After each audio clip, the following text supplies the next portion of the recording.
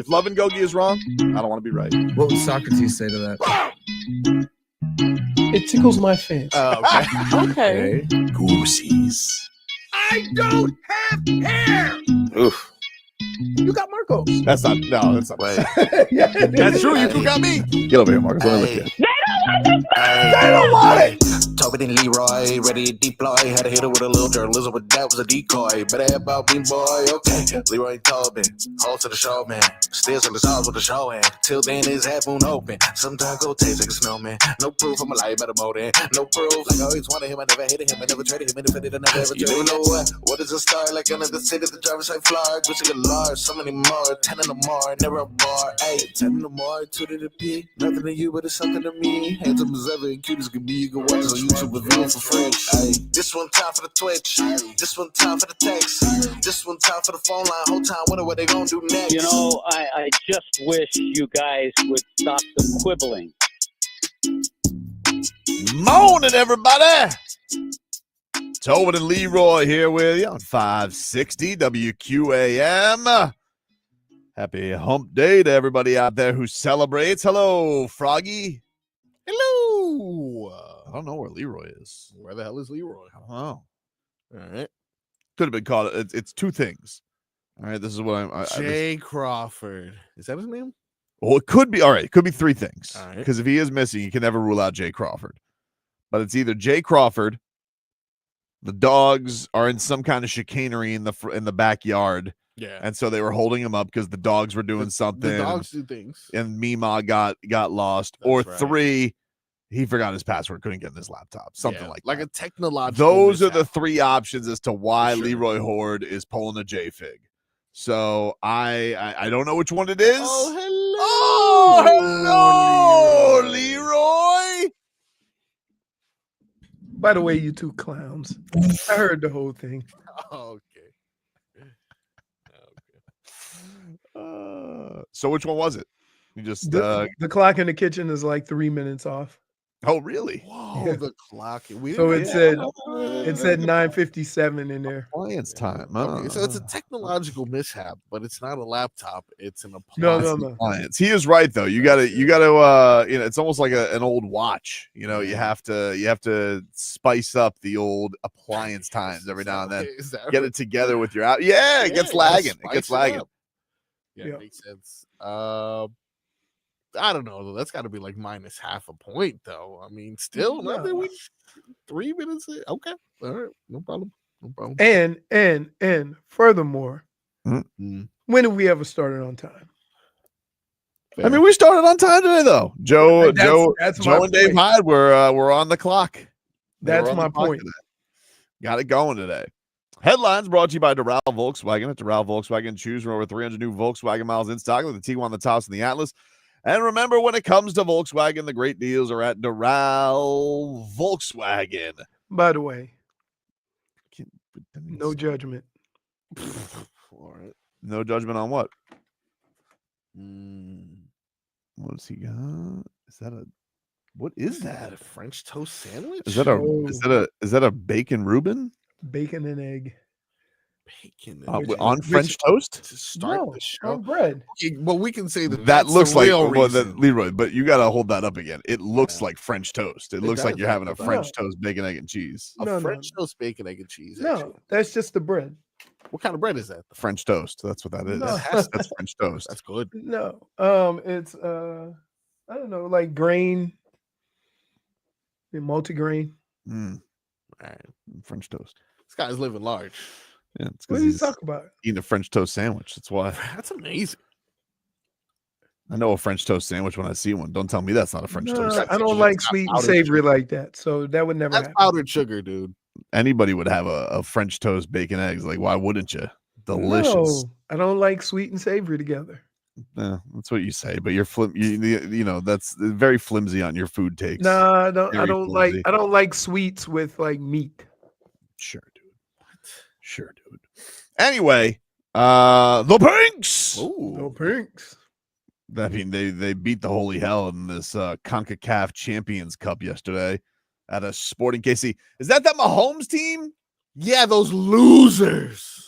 Stupid Mahomes. Yeah. Enjoy that. Hold that L. That's a GOAT, Mahomes. That's how a Yeah. GOAT shows up. All right? Shows up, scores a goal. He has been in what? 6 Super Bowls? 5. Assistant quarterback. We're now starting to see it. We're now starting to see it. Is that what we're going with? We're starting to see it, That's dude. what We're we're starting to saying? see it. Okay. We see how it is now. It's all about the tush push. You don't even need a quarterback anymore. Everybody's right. sitting here terrified of the tush push at the combine. Is that's got to be the dumbest thing in the world. Like, think about this. If I'm a coach of the Commanders, the Giants, or Dallas, and I got to deal with that 2 games a year, I'm not going to be the one to complain about it because it kind of looks like, oh, you can't beat it. So let's just complain about it and All get of it out of there. does. I mean, all of it does. I mean, I think the rumor was that it was the Packers were the rats. Right, the Packers, yes. But and I can't figure out, okay, but if you can't stop it, it doesn't mean it's illegal. Right? I'm torn Now, on keep it. in mind, let me say this. Full disclosure. When I was playing, that was illegal. Right. You could not push anybody into the end zone or for a first down or any of that. You couldn't do it. They would just move it back to the spot. So it has become something that was illegal and then became legal. And I think the thing that's interesting about it is, yes, one team has perfected it and has it tilted to their side more than any other team.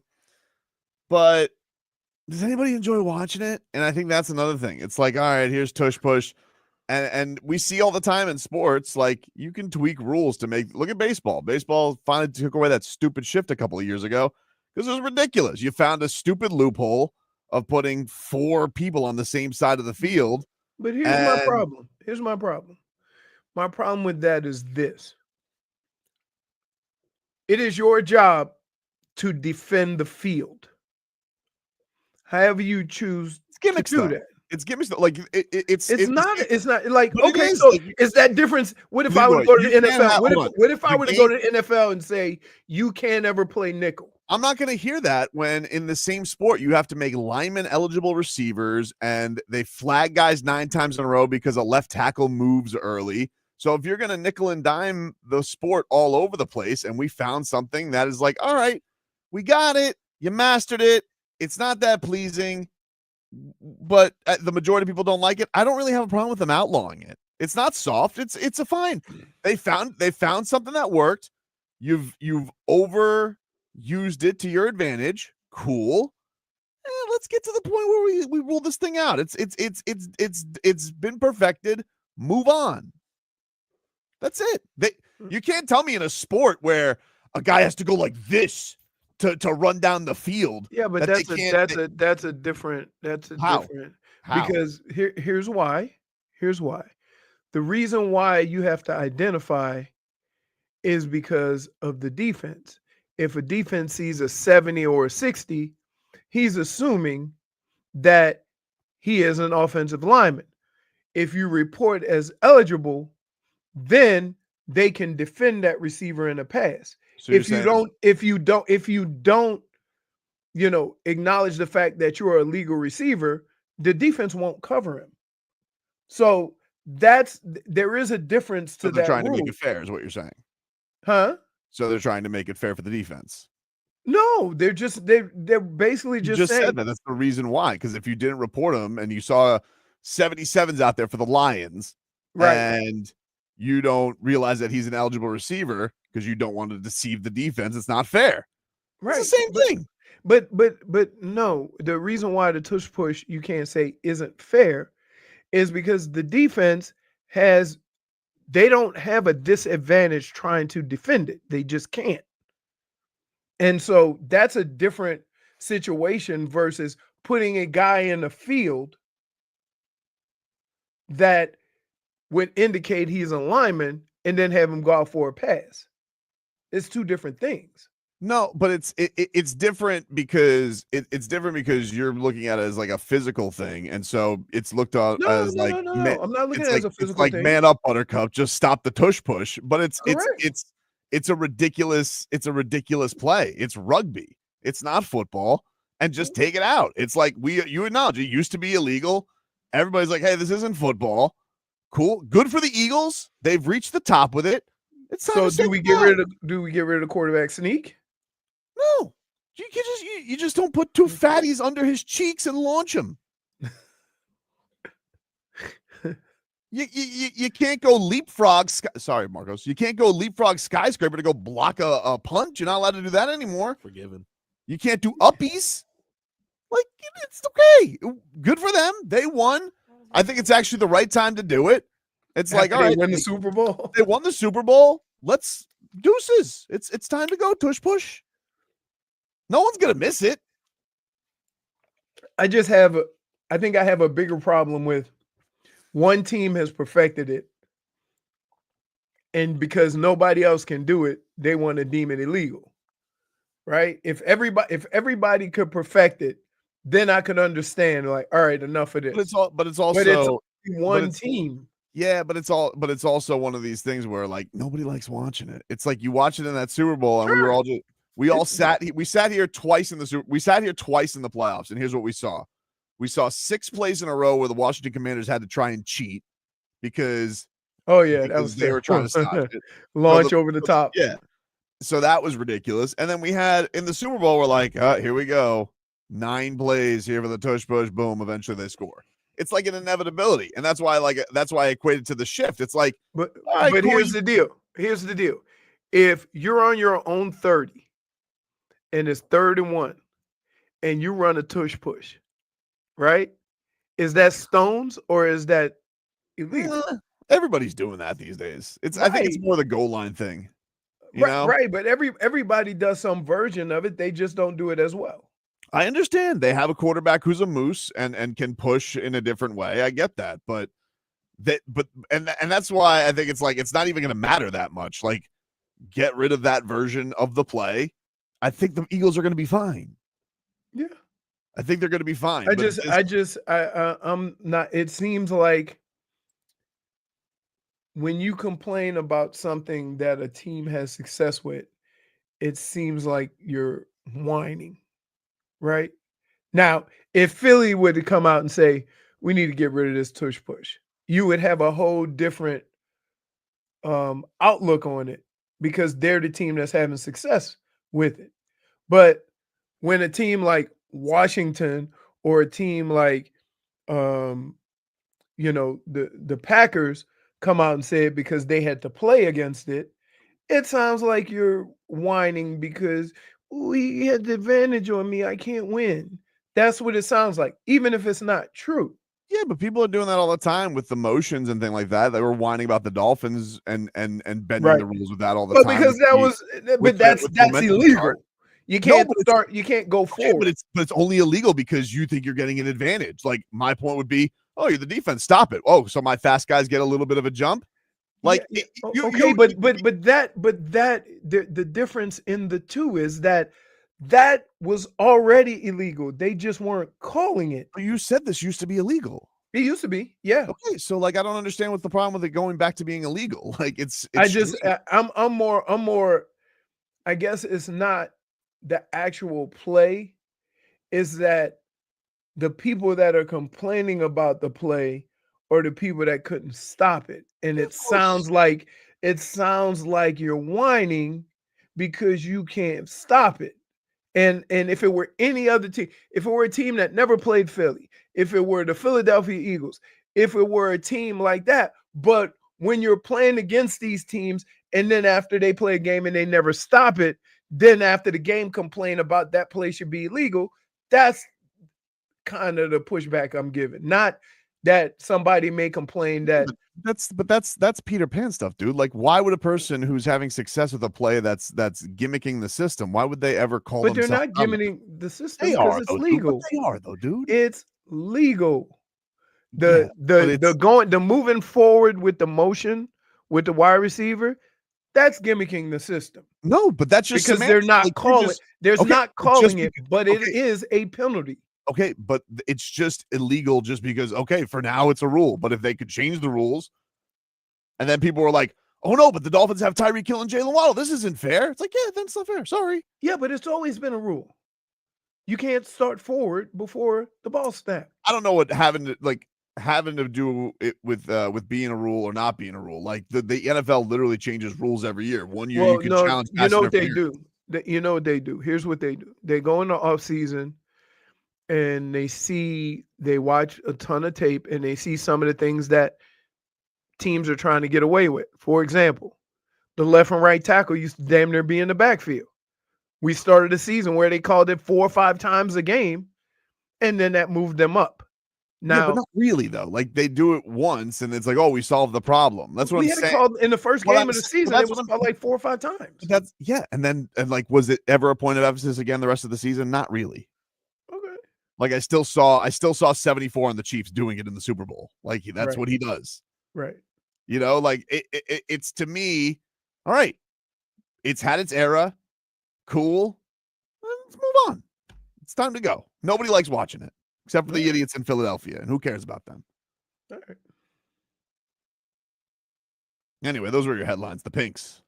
I didn't realize you guys were so passionate on the tush push. It's just like It is the most important play right now, or the most polarizing, I'll say. But bring back the kickoff return. That's what the hell I'm talking about. They've been trying that like 9 different times, and every Just- kicker just kicks it out of the end zone. Just Like, do the normal thing, guys. You know, people get hurt. It happens. Just do the normal do you thing. realize like nobody's evolved more than the kicker? Like the kickers Yeah. can The boot these kicker, balls yes. out of the stadium now. Like, yes, You a wanna talk about- 60-yard field goal is an old 45-yard field goal. They're making these things with room. yeah, you can't do. You'd have to make the end zone smaller, I guess, or make the field. I don't know. Like Just put 'em like 10 yards. you'd have to back. contain the Come kickers now. on. You can't do it. It's kind of like you need to make the 3-point line longer because everybody can do it. I mean, they already did it with the extra point, and it still doesn't matter that much, Changing the sport. now. except for Sanders. Mr. Automatic from 45 on, but if you give him an extra point, Isn't it amazing Roll the that dice. he's better Perfect. from 50 plus than he is from extra point? Take a break. Miami Heat back on the hardwood tonight. Looked like there was some scouting going on last night from Heat Brass. That's next.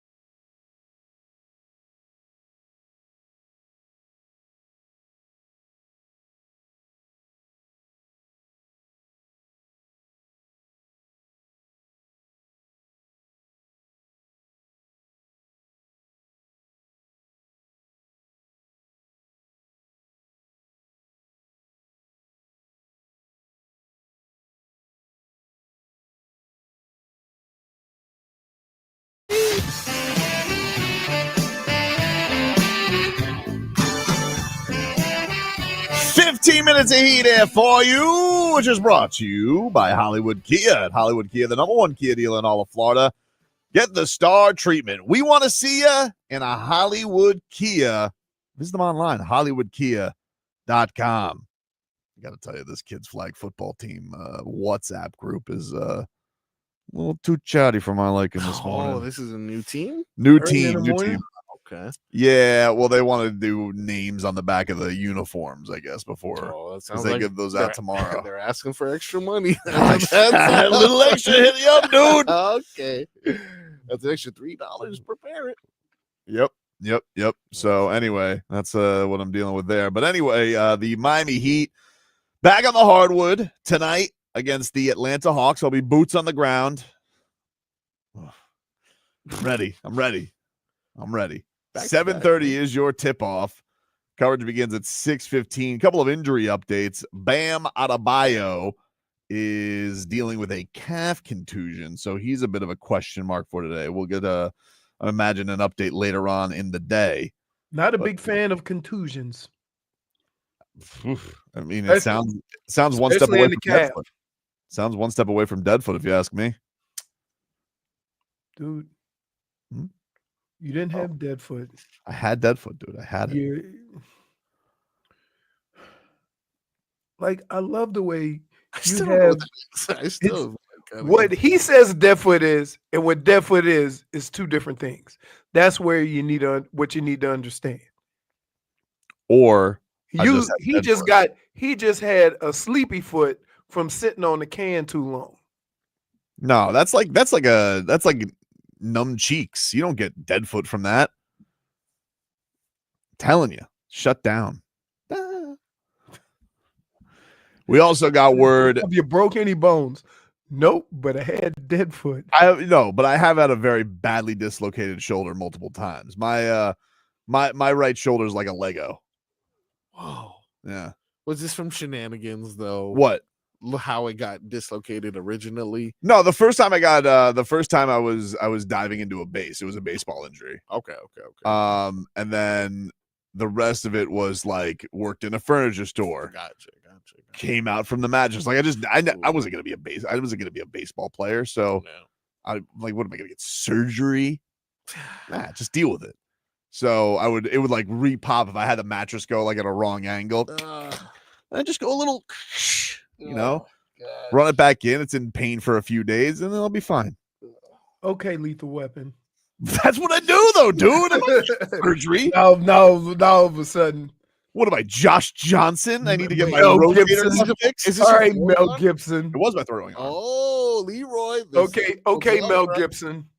What? I can throw third base fine. This bodes well for us, Leroy. It does not bode well for you. I got damaged goods over here. This is great. It actually did happen fairly recently. I'm gonna just say this. You better bring a cup. Why? Why is that? Because when you get the fungo, you don't want to get short hopped. I'm more worried about you hitting the fungo than me throwing to first base. Why? It's going to take you a few attempts. No, it won't. Very narrow barrel. No, it won't. It's not your typical bat. And do you have one? Does anyone have one? A fungo? No. What do I look like? An infield coach? What am I, Perry Hill? Okay, where are we going to? Longtime Marlins infield coach, more Gold Gloves coach than ever. They don't make him like Perry Hill. The Boneyard. You actually know more useless information about the Marlins. I said something very similar on break.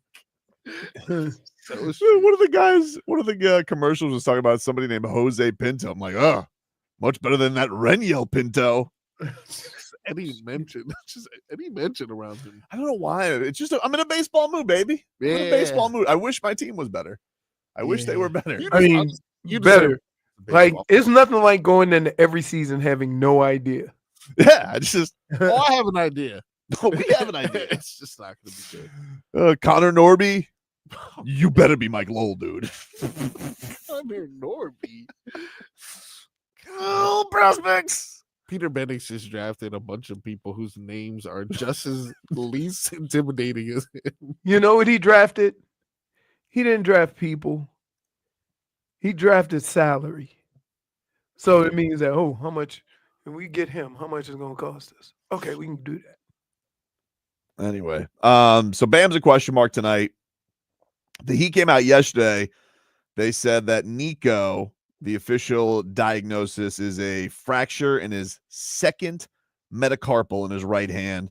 He will be in a splint and reevaluated in 4 weeks, which would put us a little past the Jimmy Butler reunion game on March 25th.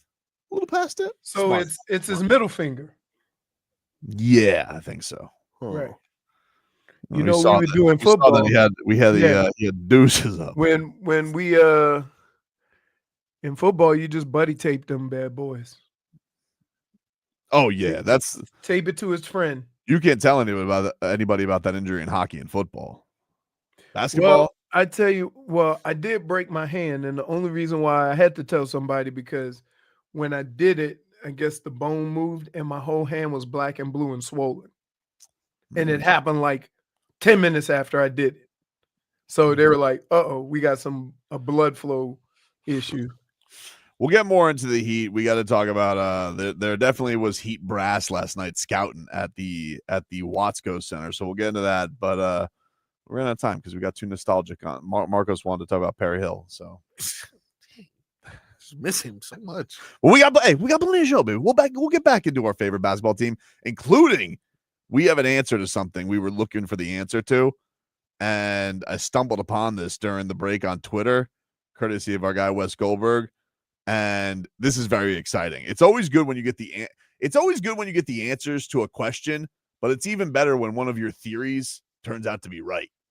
So we'll get to that. But we also got to talk about these cats, baby. Last night, the young baby cats, last night, young cats coming out, kicking the Predators' ass. Plus, of course, Sam Bennett had to get into a fight. That's next. The struggling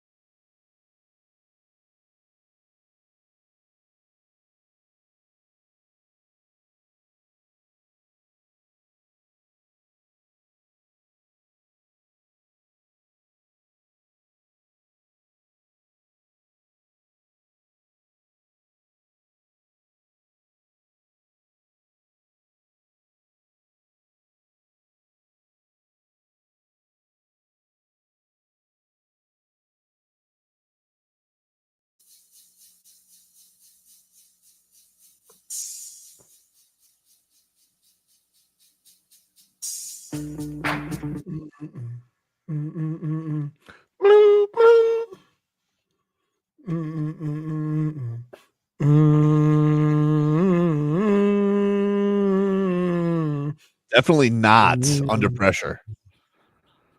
Totally different. Completely. Back in the position. Shout out to my neighbor, Vanilla Ice.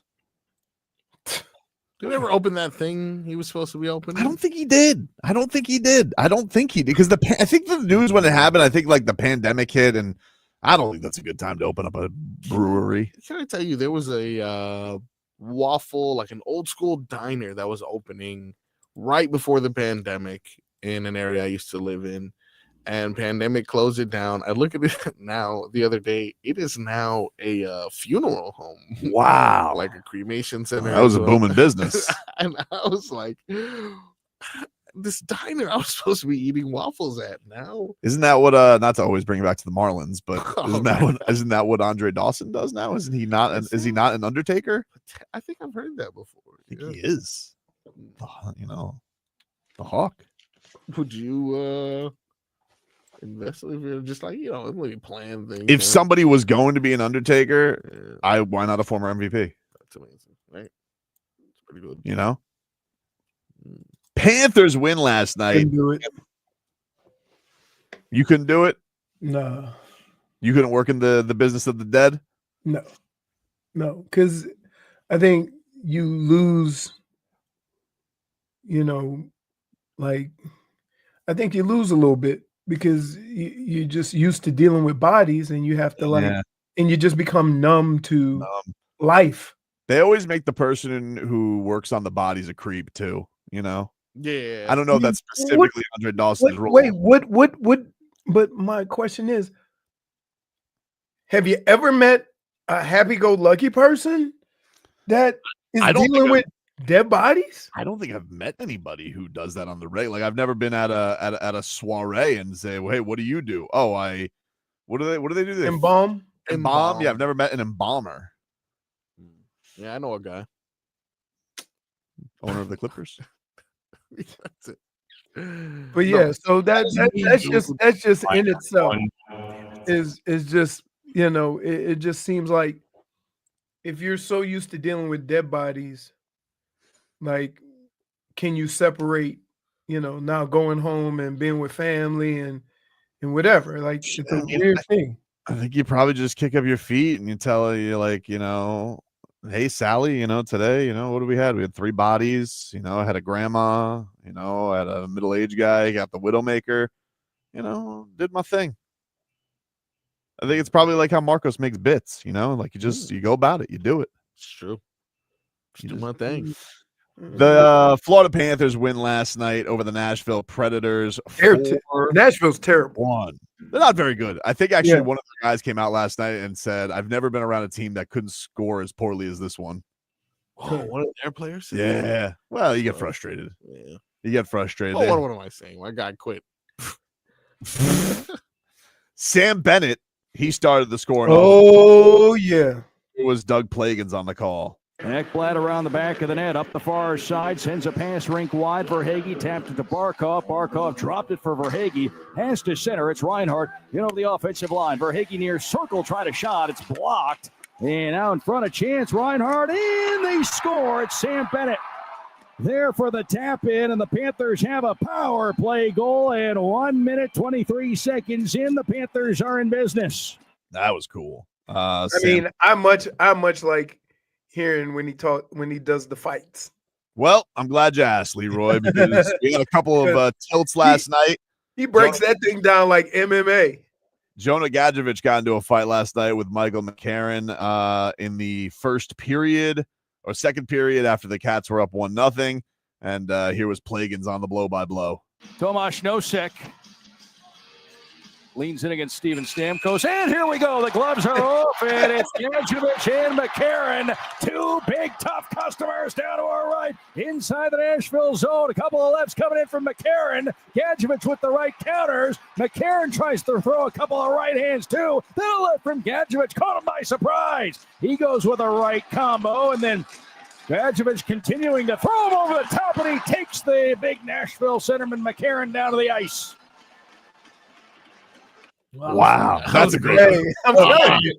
You gotta give props to props this dude. Doug Plagans doing the damn thing. Hey, I mean, I couldn't tell if I was at a hockey game or MMA fight. That's good. That's you gotta good. you gotta call two sports in one. Like we were talking to Jim Lampley in Vegas. I said, hey, nobody does blow by blow like you. The second place might be Doug Plagans. Hey, I'm telling you.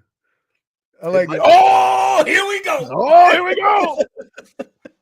Probably the moment of the night last night. Justin Sordiff up. Of course, the Cats need some reinforcements with some injuries. Hey, huh? In hockey, is he considered an intangible? I mean, listen. Hey, woo! Yeah. Here was his first NHL goal last night.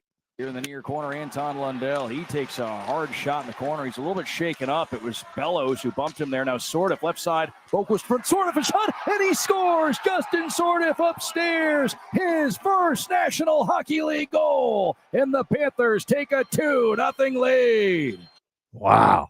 Baby Cats getting it done yesterday. Baby Cats getting it done. They called him up from the Yotes. Yeah, I don't know. What do they call it? The Charlotte Checkers? Yes, the Charlotte Checkers. Charlotte Checkers, yeah. Okay.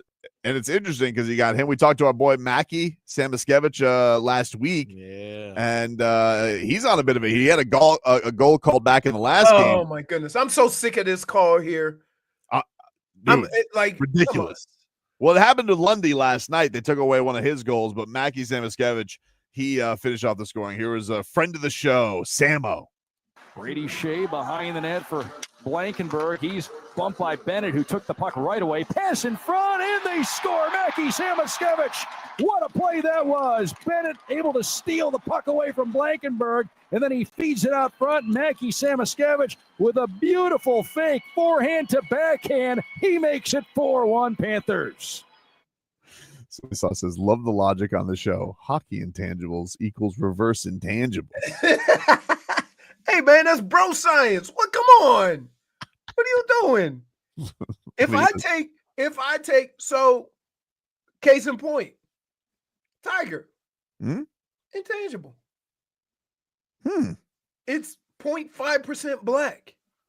Yeah, but he's also he's not intangibles because he's like the most talented. I know, but I'm just saying, like, yeah.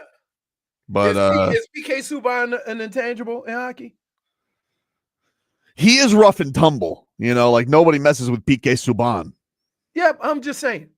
When you look at your sport, right, and you see an outlier, like listen, I'm just trying to be fair. Like DeJean, like, yeah, white cornerback. Yeah, catches you, When I seen it was a Sordiff, which is like I got to tell you, is he Canadian? He is Canadian. Okay, that would explain a lot because Sordiff does not sound very, Yeah. Duclair was Canadian. Yeah. But he is to the first of many for Justin. So I got to tell you this. This Bill Zito, he's not just not a big game hunter. Like they got a nice little program going on here. We got a bunch of 22-year-olds kicking ass. It's amazing. Like, you want to talk about heat culture? You look at this hockey team. I don't care who puts on that sweater, right? You're gonna play hockey a certain way in this joint. Dude, that's Sam. So Sam Bennett yesterday, who looks like a Peaky Blinder. So I guess the mustache, right? It's the mustache with no beard. He's very menacing looking. Right. And so yesterday they took offense. They thought they cross-checked him. He said he went high enough. He didn't hit low in the back, but that didn't stop a brouhaha from breaking out. My goodness. He took dude out. And like, first of all, normally when first knee touches ice, it's over. This Sam Bennett, let him bounce back up.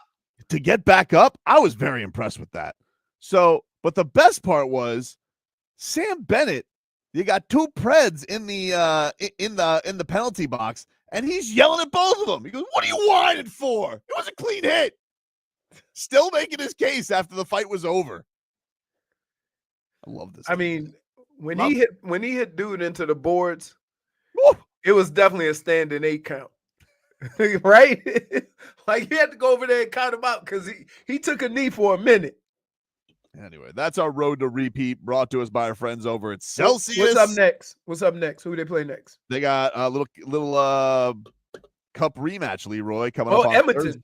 Edmonton on Thursday night at home in our barn. Ooh. The next 5 for the Cats are in their barn. Hey, Edmonton.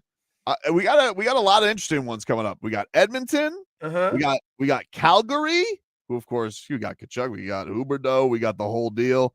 Right. And then we got the dastardly Tampa Bay Lightning on Monday. So we got some high. Are they in first? I know they were down a point. They're in first place now, right? And they're in the Atlantic. Are you asking about the Panthers? Yeah, I think they were 71, and it was a Washington. He fires was 72, and now they're 73 and 72. The Panthers are 1 point back of the Leafs in the division. They're 1 point back. And the Leafs have a game in hand. No. So what do they have there? The 72, 71? 74, 73. Oh, so they played last night too. Okay, got it. 74, 73. Okay. Very good. He's been very much on this hockey. He's not relying on me anymore. Here's what I think. Yeah, you're exactly correct. Mm-hmm. I know I can't ask my guy because he gonna blast me and yell at me and get mad at me for asking hockey questions. But you're only asking me because I'm intangibles. That's it. Like, you just feel like I'm privy to more knowledge for some reason. Hold on. Here's the deal. And I'm gonna be honest with you. Hmm? If I'm having a conversation with you and you get a hockey name right, that opens the door for hockey questions. I'm just right. When we start talking boxing and MMA and the fight game, and you spit out all these names, that means, you know what that says to me? I am abreast to all things about this sport. Ask me any question you want.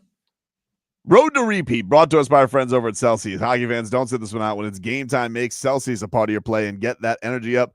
Game day is fueled by Celsius Essential Energy Drinks, the official energy drink of your Florida Panthers. Got this cherry. I saw that Jess Blaylock last night on the desk. She had the cherry cola with and Ed Jovanovski had the Arctic the Arctic vibes. So they were mixing it on up. Get that Celsius, baby. It's good. Ooh. You got any of that Playa vibe left, Leroy? Or did you tear through it? Dude, let me tell you something. I need to put on my bucket hat and go sit out by the pool and listen to some music while I'm drinking that Playa vibe. And I keep walking by this rum. Mm-hmm. And one time I'm gonna go ahead on and give it a try, but totally fair. But it's so pinnacle. It's just refreshing and delicious. I haven't had the other one yet, the retro vibe. Me neither. What is the retro vibe again?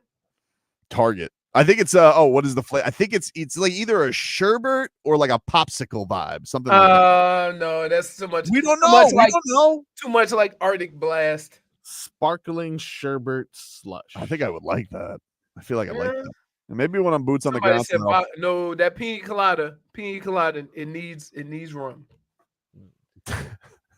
I'm just saying, like, we just put it out there. We look, we have honest conversations here. Mm-hmm.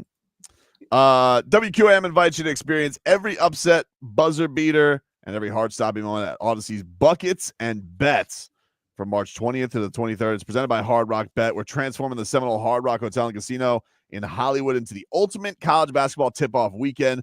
Immerse yourself with massive LED screens, beers with your crew, and real-time betting action. VIP tickets and packages are available at Ticketmaster.com, and get all the info at bucketsandbets.com. It's offered by the Seminole Tribe of Florida. You must be 21 or older and physically present in Florida to wager. Terms and conditions apply. Gambling problem? Call 1-888-ADMIT-IT. Seminole Hard Rock Hotel and Casino in Hollywood. And I'm going to give you a chance right now. Caller. Let's go 4. 4 goals last night for the Cats. Caller 4. to 305-567-0560. You're going to win a pair of tickets to Buckets and Bets right now. Caller 4 to 305-567-0560. You will win it. We're going to be out there doing the show live, so we're looking forward to seeing some of our listeners out there. Oh, it's been a minute. We used remember that Friday, boy. We used to go in there like we owned the joint. Man, that was say hi to everybody. What's up? So caller 4 right now to 305-567-0560. You'll win a pair of tickets to Buckets and Bets. Take a break. Hour Tua is next.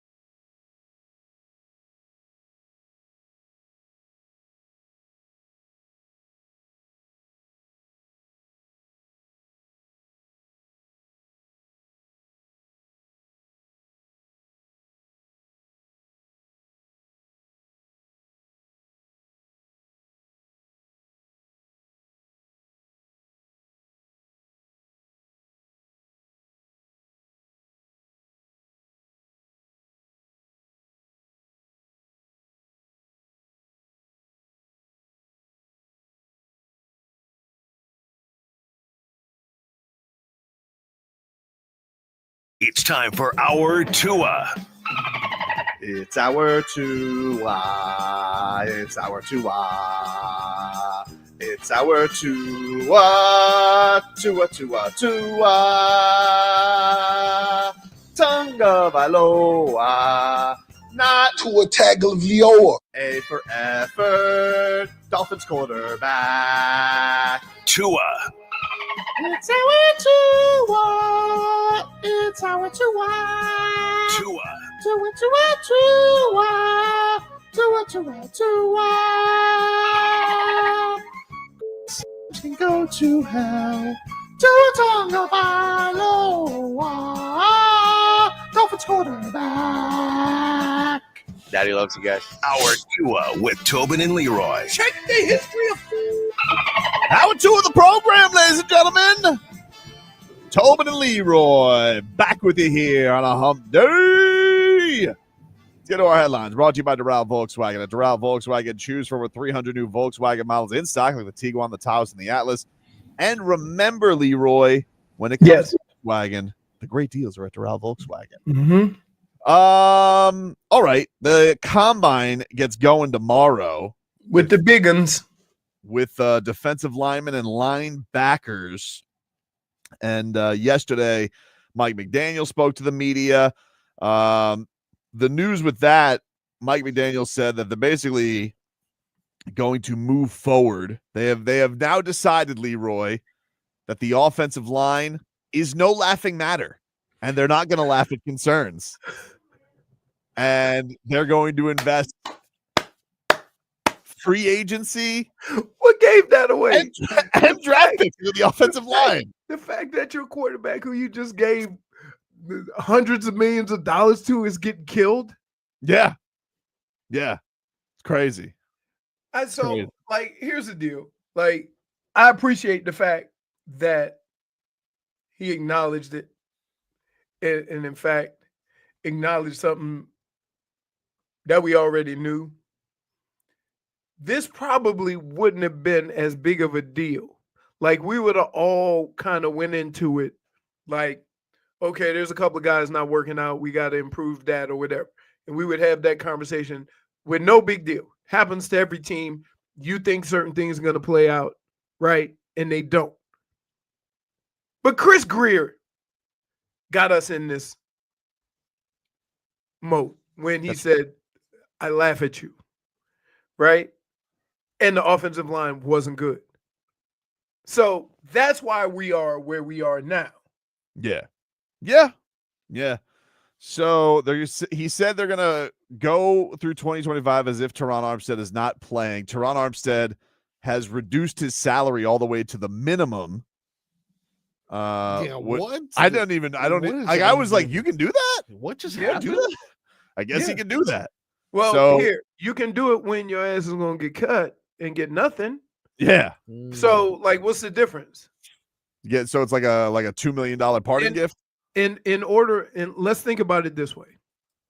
In order to redo somebody's contract, technically you have to cut them and re-sign them. So, like, to just say Terron walked in and said, hey, you know what? I'm going to give $26 million back to you guys. I'm like, what is this? I'm like, what is this? Mario Brothers? Like, you just give up a couple of mushrooms and No. like, do that? I didn't. No. Whatever. So he reduced it. It looks like Patrick Paul is going to be your left tackle, and not necessarily. So you think there's a chance he comes back? I don't know. I mean, he can't. Listen, he can't do anything less on the football field. Right? He doesn't practice. He just plays in the games. Right. Well, that's another thing too, right? Like, if you're him, you're like, he feels like do I feel like playing football on August 1st type of age. Right. That's where I got to when it was almost time for camp to start. I was still limping. I'm like, do I want to do this? Really? Yeah, but here's the thing, though. You're going to have 3 new offensive linemen. And that's not conducive to success either. because we can't just assume that everybody that they plug in is going to be good. Like, we can't assume that Paul's going to be Terron Armstead. Yeah, that's the big thing. Like, the big key to it is, did the guy they draft last year, is he any good? We have no idea. No idea. And that's fine, because if you brought him in at left tackle, he could only play left tackle, right? And he didn't play. That's okay, because you knew that the guy he was playing behind was really good. Mm-hmm. However, the problem that I have with these things, and I'm going to say, it's the same problem that I have with Spo. When you start the process of getting reps later because you're trying to, work with the player, that in-game, knowledge only comes from playing games. I don't care whether it's basketball. I don't care whether it's baseball. I don't care whether it's football. So as good as you think Paul could be, he's still going to have to go through his bumps and bruises of playing on game day and playing every snap and having all the things that can happen to him. You can only experience that during the game. You want to hear from Mike McDaniel? We got some time. Mike McDaniel was asked, why does he feel the need to go to the combine? Not every coach does. And it's because Mike McDaniel feels like he needs that face-to-face time. Here was Mike McDaniel. I can't replace that face-to-face energy and human element that is so important. Like in this game, it's the one time that however, it is for us a little inefficient in terms of time. There's some downtime in the middle of the day, but for me, I'm hard pressed with how important the decisions are for the fabric of your team when it comes to the NFL draft. Everybody can do it a different way. I need to see people in person for me to kind of complete the whole picture of what I'm seeing on film. I like that the guy who wants to talk about inefficiencies of time, who has 45-minute press conferences every day. Yeah. Based on the amount of word words. efficient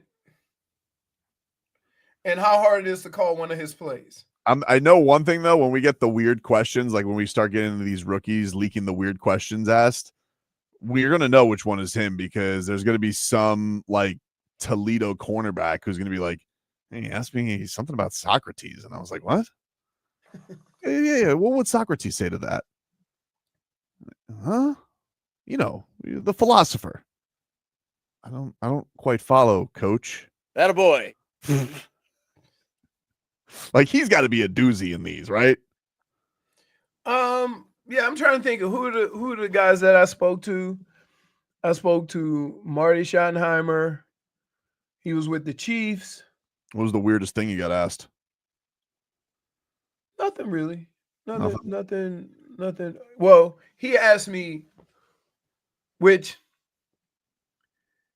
I always find a little weird, and I thought it was weird at the time. What can you do to help the Kansas City Chiefs win? What? Like, so how do you answer that? Sometimes the best things that you can say are to say nothing. Imagine that. Like, this guy. Right. But like, so that was the only question that really caught me off guard. I talked to the Giants. Mm-hmm. And that was a couple other teams. Who was there at the time with the Giants? Was that Parcells? Yeah. Mm-hmm. Classic. Because I think they won a Super Bowl my rookie year or my second year. I know. Think of this. Washington won the Super Bowl when I was in 91. In 90, I think it was the Giants. And that was also when Cincinnati was in the Super Bowl. Cincinnati won our division. Cody says that Mike is only there for the 40 times. You just think he's going to look at somebody at a 4.2 and he's just going to drool and be like, that's my guy. He's new Al Davis. Ain't nobody running the 4.2 this year. That you don't think Let me explain something to you. You throw that number out there like it's just there's a lot of guys doing it. That don't happen every year. Here's a little bit more. Speaking of fast guys, Mike McDaniel on his running backs coming back this year. No Mostert. He got kicked to the curb. But he says high expectations for Achane and Jalen Wright. Right now, I feel extremely strong about who's in the room, knowing that it will grow by 2 to 3 people.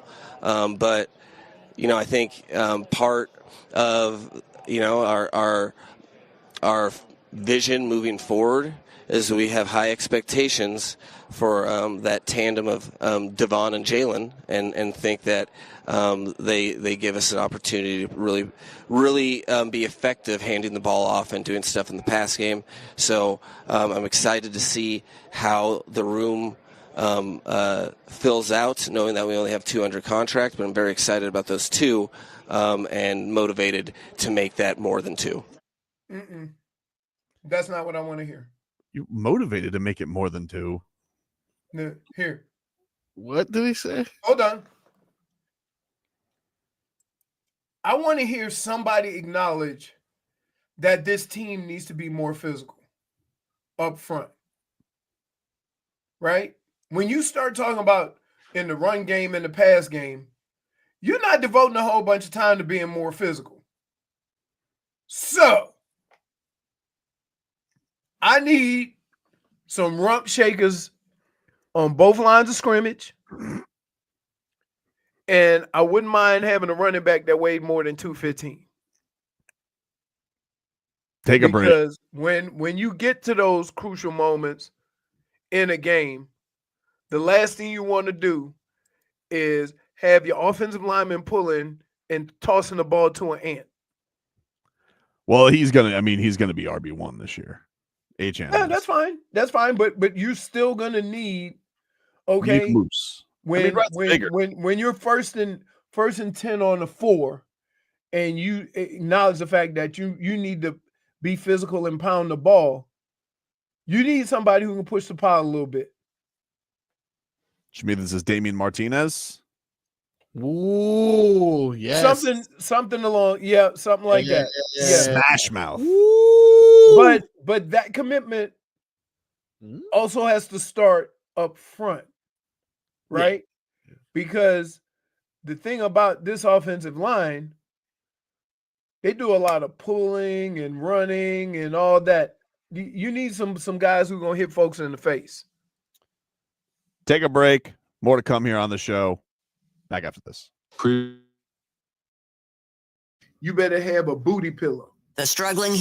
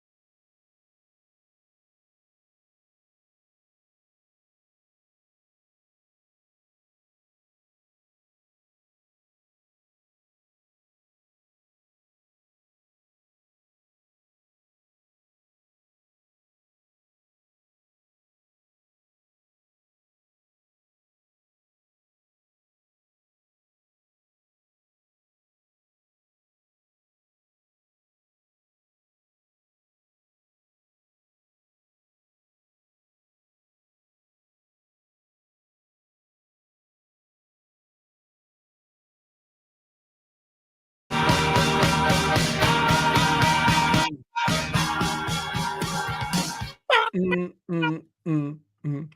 up? Put on your red shoes and dance. All here with you. 5:60 p.m. Leroy, can we get a weather update from the Demesman and Dover law firm? Sure can. Free consultations 24/7. Call them at 866-954-MORE. It's one of those days that you are extremely excited about living in South Florida because it is beautiful out here. Temperatures right around 70, 75. We got a breeze. I'm guessing it's coming somewhere from, I can't tell. There's no clouds. It's all sun. No identifiers to tell me which way it's coming from. But I would have guessed that it's coming a little bit out of the north because I felt the cool air this morning. How do you do, Frog Boy? Horrible. It's actually 33 degrees outside, snowing. It is 78 degrees, sunshine, a few clouds, just like he said, only 5% chance of rain. Winds right now coming out of the east northeast at 10 miles per hour. How about that? The new you guys remember these report cards that came out last year? This was all the rage last year. The Dolphins report card, the player report card. Oh, I felt like we took a lot of pride in this last year. You guys want to hear where they're at? They just released. Yeah, I do want. Do you want to hear? Yeah, I do want to hear it. Number one, Miami Dolphins. No, okay, no. All categories. No. Straight A's. They got straight A's. But no, though. What do you mean no? That doesn't lead to production. But on the they field. got straight A's. They got straight A's in everything. We did that last Treatment year. of families, A. Yeah. Ranked third overall. Food, number one. All right. Okay. Nutritionist, Yeah. A+, ranked second. Locker room, A+. But fourth. It looks like you're gonna have to put a koi pond in, Stephen Ross. You got to upgrade. Koi pond. Fourth. There's three teams I think that are better. Smeetha said they were also number one in soft. Number one in training room, training staff, weight room, strength coaches, team travel. Mike McDaniel. He was ranked 6th in head coaching, but got an A+. What do you mean, dude? I don't know. Something. Are we here? This is what it said. This is what I've seen this before. You associate good with winning, correct?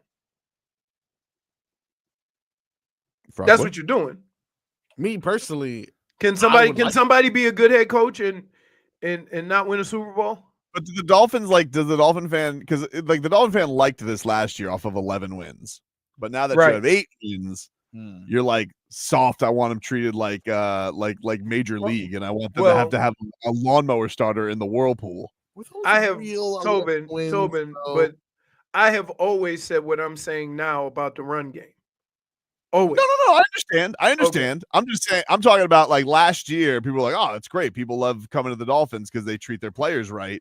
And now it's like people are like country club, don't want them treated right because last year the Chiefs they only won 8 games. I remember the Chiefs famously had really bad grades last year.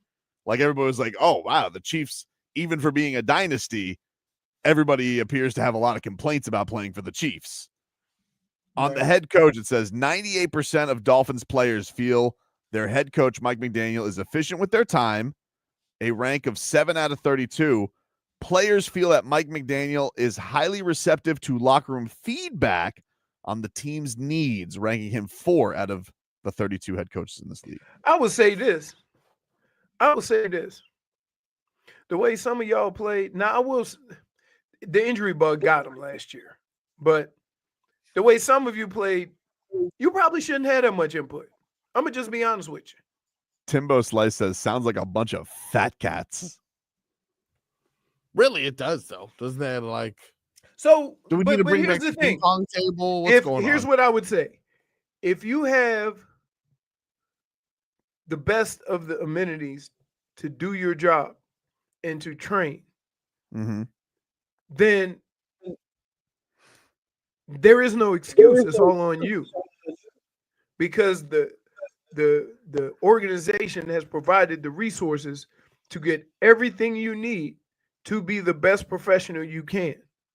Oof, Cleveland, 30 out of 32 teams, Leroy. Huh? Cleveland, 30 out of 32. I can see it. Their locker room got an F-. Really? Yeah. I mean, as far as facilities, here's what happens with facilities.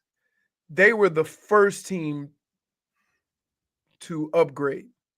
Mm-hmm. So now that everybody else is upgraded, you look behind. Same thing with the stadium. Think about this.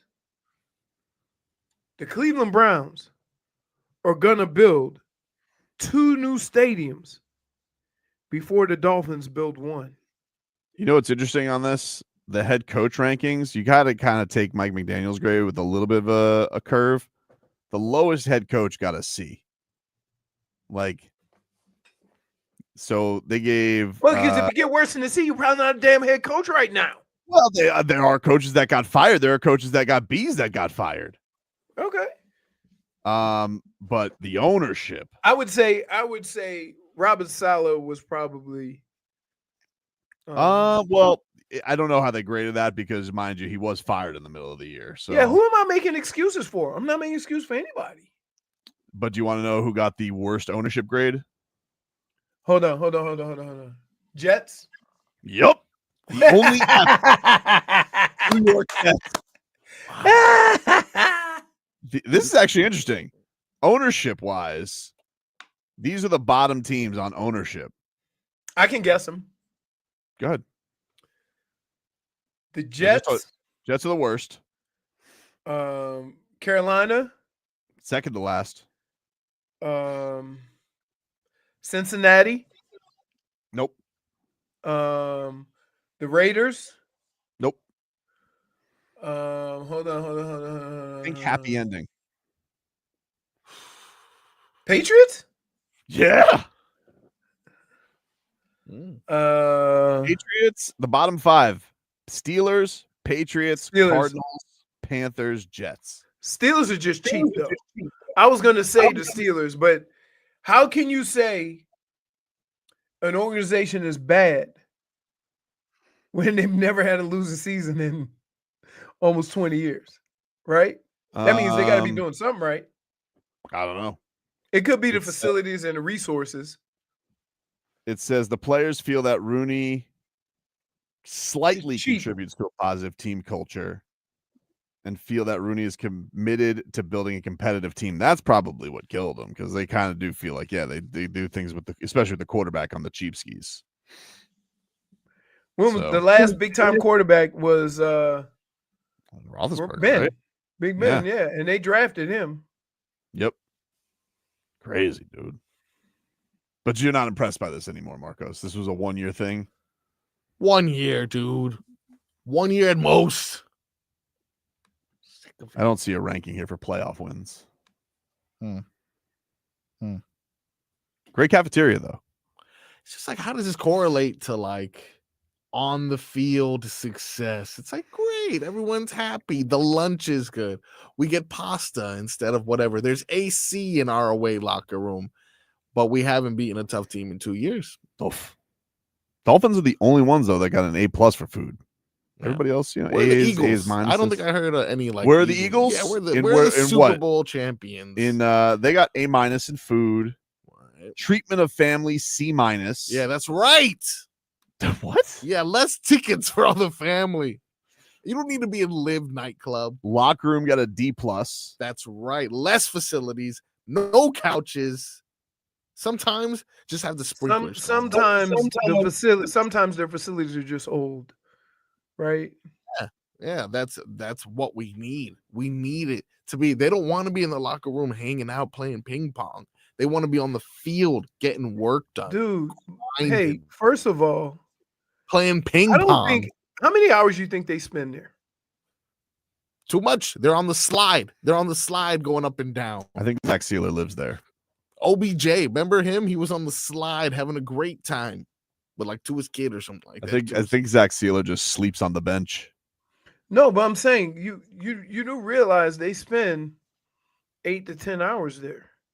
Yeah, and I need them to be miserable. Leroy. Here's what I want for diet, Leroy. Okay, Here's what I want for diet for the Dolphins, all right? Yeah. Change the fancy cafeteria, and I need to turn them all into glass chewers. Just serve them glass. Yeah. Chew that glass. That's a football player. Yeah. Sand. What? Got sand and glass. Why is there sand? Isn't the glass Gravy? That's our gravy. What? Just sand and dirt. Found a message in the bottle on the beach. Message in a bottle. Take a break. Back after this. Coming to you QAM, broadcasting live from the Ed Moore Sawgrass Auto Mall.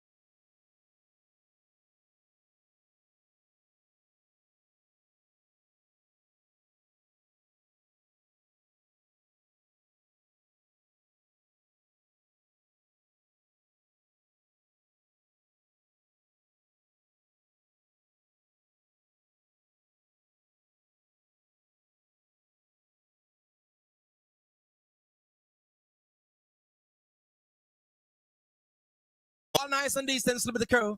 This is Mr. Cat and Sugar Ray riding through. Why me I tell a man she have me intoxicated, but her love high, man, like a genie for the call. Welcome back, everybody. Tobin and Leroy. 560 WQAM. Frog Boy. Yes, sir. Someone told me that you have tickets to give away for some point of today's show. What do you have for us? I got some exclusive Miami Heat tickets, dude. Yeah, it's going to be against the Minnesota Timberwolves. You can see them in action. Future Heat lifer Anthony Ant-Man Edwards comes to town, and that is for March 7th. So I got to get these off quick. Man, quick. Saw last night. You see the Heat's also their future plan. Their future plan. Morant Durant. Oh, I tell you what. I don't know if that Ja Morant's good anymore, but he could jump the hell out of the gym. Oh my goodness. That dude's head was above the rim yesterday for those dunks. Maybe he tries to dunk from everywhere too. He hasn't been as efficient this year. He misses a lot of games. People are wondering if Ja's already on the decline. And I say nothing to suit that. Like the old Atlantic Ocean. That's all I'm saying, baby. You know, we can test that out here. You know how many guys would be on your team? Oh man. What a time. What a roster. What a time. We got to get to what was happening last night too at the Watsco. But first, let's mix it on up. What do you got for us today, Frog Boy? Mix it on up, dude. What do you got for us today, Cooper Frog? Oh, that's funny, Leroy. You think that's funny, dude? I have a little bit more Mike McDaniel, but for a good reason, dude. For a good reason. We have been keeping our eye on this prospect a little close to home here. Of course, I'm talking about Jason Taylor's son, Mason Taylor. Mason Taylor. Yes, tight end for the LSU Tigers. Go Tiger. We need some tight ends with some meat on their bones that can pick up a block. All right, can do both. You know you had a Pro Bowl tight end, right? Yes, I know. We got rid of Durham Smythe. How could we? I saw there was rumors out there that Gronk was making a comeback. It turned out to be false, but I gotta tell you, for a second I was intrigued. You'd be intrigued with a Gronk comeback. Yeah, dude, you wouldn't want to have Gronk. Wait. Gronk You do realize his last year he could barely move. He's had a couple of years off. That don't make a little bit more grease on the wheels. You wouldn't be into that? I've had a bunch of years off too. I can't go play football. Why not, dude? That'd be fun. He's not the lead tight end. As a red zone target, a special red zone target, you wouldn't want Gronk? Dude, I don't think Gronk can run right now. We don't know that. Like, I saw him run when he was trying to be in shape. But he's a moose. That's the thing. A lot of his game is physicality. These are the can I just tell you some of the dumbest crap you say? Yeah. Is determining whether guys could play or can't play. Only what do we got? 9 more months till football season, or 7 more months till football season. And you know I love me some off-season ideas. It's always football season in our hearts. Shut up. Heard. Dude, you don't know, like towards the end of your career. Yep. Like, I don't care how much you love it. That pain. No bueno, dude. He's a stupid man, though. He doesn't know what pain is. It doesn't yet. You know what that pain is when you go to try to run a jog or something, and then you realize.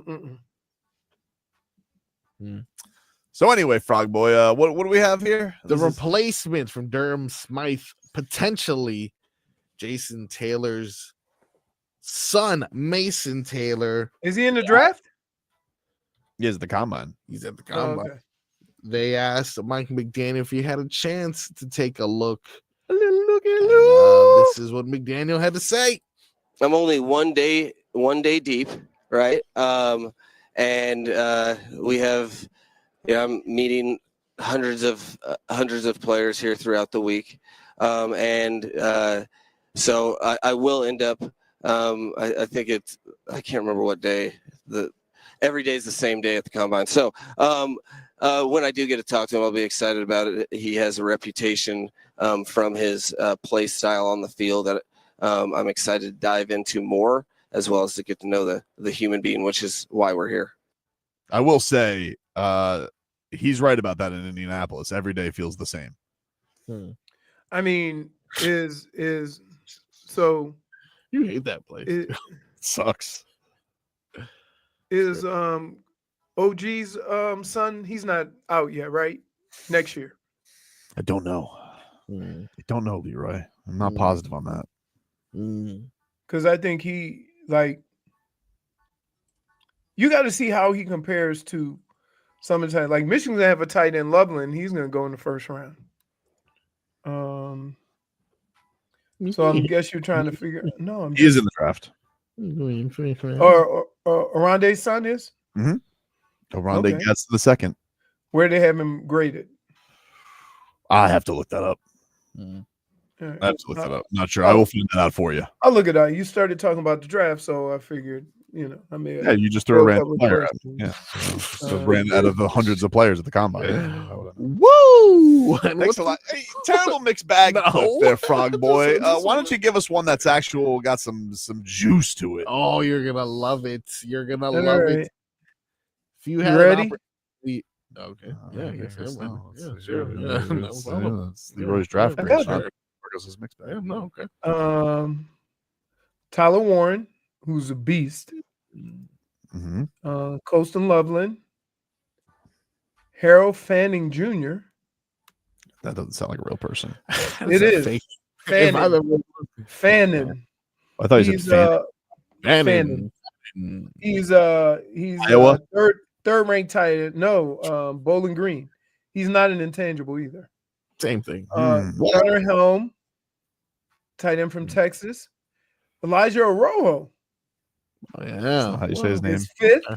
How you say it? Arroyo? Arroyo. That's how you said it? Arroyo? Where's the extra H?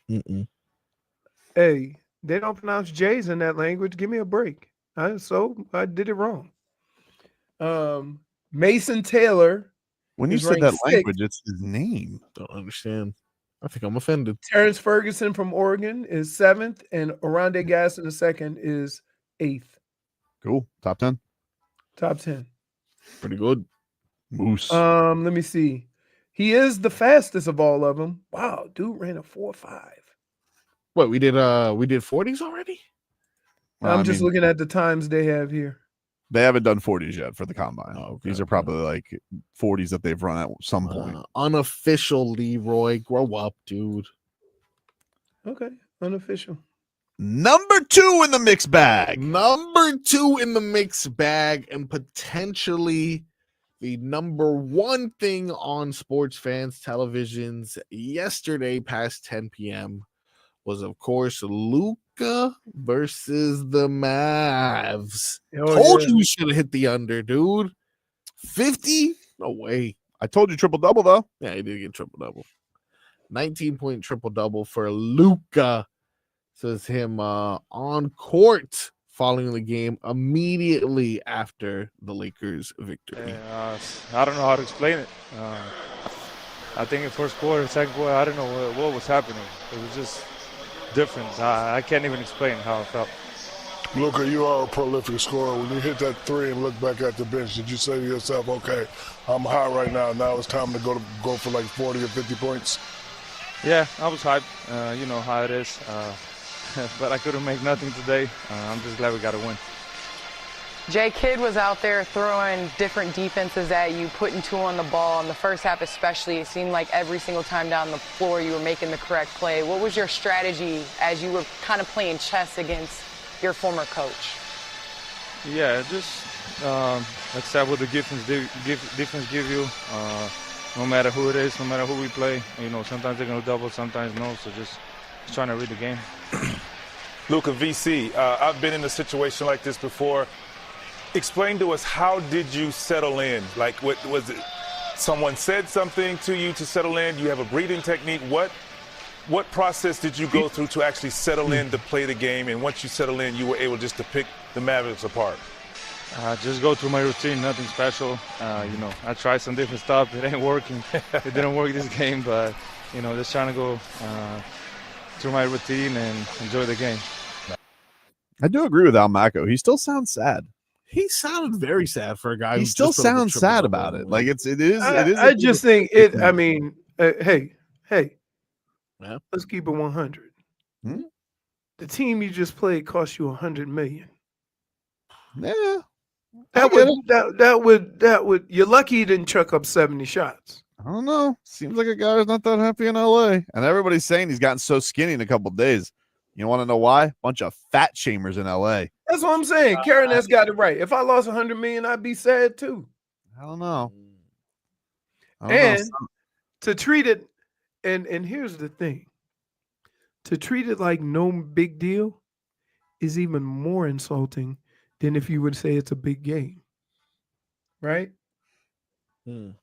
Like they went out of their way to stop you because they didn't want you to beat them, and you still found a way to impact the game, even though you weren't making anything. Right? Like, yeah. I guess. I don't know. I think he just doesn't. I feel like they took Luka's joy. That's what I feel like. Oh, you think he'll find that joy down here? Oh, yeah. Sounds like an Atlantic Ocean type of guy to me, man. Not a Pacific guy. Yeah. Not a Pacific guy. Not everybody's a Pacific guy. Some guys are Pacific, some guys are Atlantic. Pacific, overrated. I'm an Atlantic. Cold, dirty. Yep. It's not cold. It's cold. The Pacific. You got sea lions pooping in there. Sea lions just poop everywhere. And we got manatee. Correct. Manatees are great for the ecosystem. Mm-hmm. Fluffy. Cute. The vegans of the sea. That's what they say. I Sea thought they called cows. them sea cows. They do. Yep. Anyway. Beluga whale 2026. Look at that. After we get Morant, Durant, and Ant. The Ant farm. What a team. How much money We're you not- think? How much but we're money not you gonna think? go low. How much money you think they're gonna spend? I don't know. We've done it. No, We're watching them. after the big three, they cut down on that craziness. I mean, Aprons and That's what Micky said. Hey Pat. They're over the apron right now. They're not the Are they? second. I thought they got rid of Jimmy, and that helped. Oh, maybe they're under the apron now, not at the tax. They're still in the Right. tax, but they're not in the apron. They were over the apron. By the way, For the Hornets- play-in. You went into the apron for the play-in. All right. One of them, one did go to the finals. Yeah, okay. Basketball teams are expensive. Hey, by the way, Micky Arison, he's not hurting. So my question to you is that how long is that a thing? How long can we ride that? How long can we ride what? That Jimmy took the team to the finals. By my count, they rode it for 2 years, and then they said, "See ya." Yeah. You don't think that wasn't long enough? No, not for me personally, Okay, but okay. I don't Okay. want to get into this debate for the thousandth No, we time. don't have to. We don't have to. Give us one more there, Frog Boy. Sure. You gave me a sad Luka and a boring Mike McDaniel cut. How about a whiny baby Sean McDermott? What do you have to say? He says the tush push. Always been an injury risk. To me, there's always been an injury risk with that play. And I've expressed that opinion for the last couple of years or so when it really started to come into play the way it's being used, especially, a year ago. So I just feel like, players' safety and the health and safety of our players has to be at the top of our game, which it is. It's just that play to me has always been the way that the techniques that are used with that play to me have been potentially contrary to the health and safety of the. Root for Bin Laden.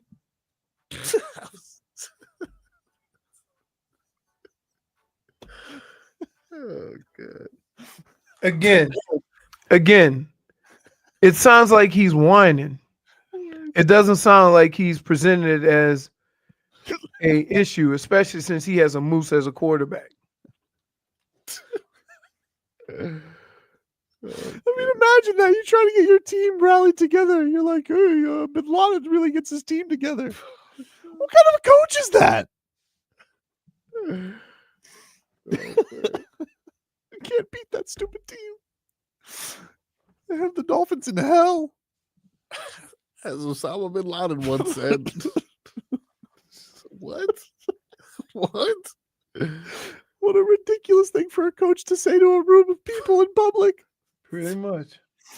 Oh, man. Anyway, we'll take a break. When we come back, it's time to get to the real nitty gritty. Miami Heat appeared to be scouting yesterday because they're tanking. That's next. Midday Sport.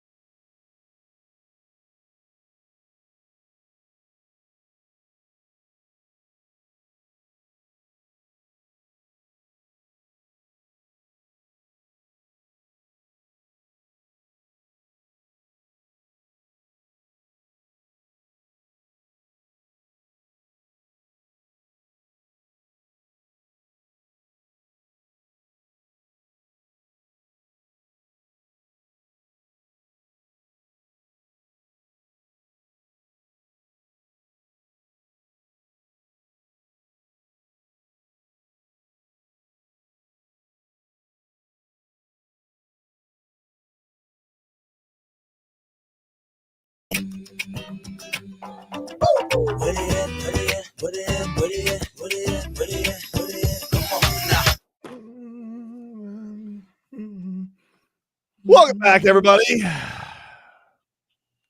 Tobin and Leroy here with you, 560 WQAM. Let's get to headlines here, brought to us by Doral Volkswagen. At Doral Volkswagen, choose from over 300 new Volkswagen miles in stock at the Tiguan, the Taos, and the Atlas. And remember, when it comes to Volkswagen, the great deals are at Doral Volkswagen. Your Miami Heat back on the hardwood tonight, taking on the Atlanta Hawks. Miami Heat 4 games under 500 for the first time this season. Bam Adebayo questionable with a calf contusion. I'll be boots on the ground tonight. We have a 6:15 preheat with Solana, and then Tommy Tig will get you all set for the Miami Heat audio experience. Jason Jackson, Amy Audibert with your call. Appreciate Amy joining us earlier in the week. Panthers also win yesterday. They took out Nashville 4-1. Baby Cats getting it done. Justin Sordiff with his first NHL goal. Our boy Micky Samoskevich with a goal. Spencer Knight got the win between the pipes.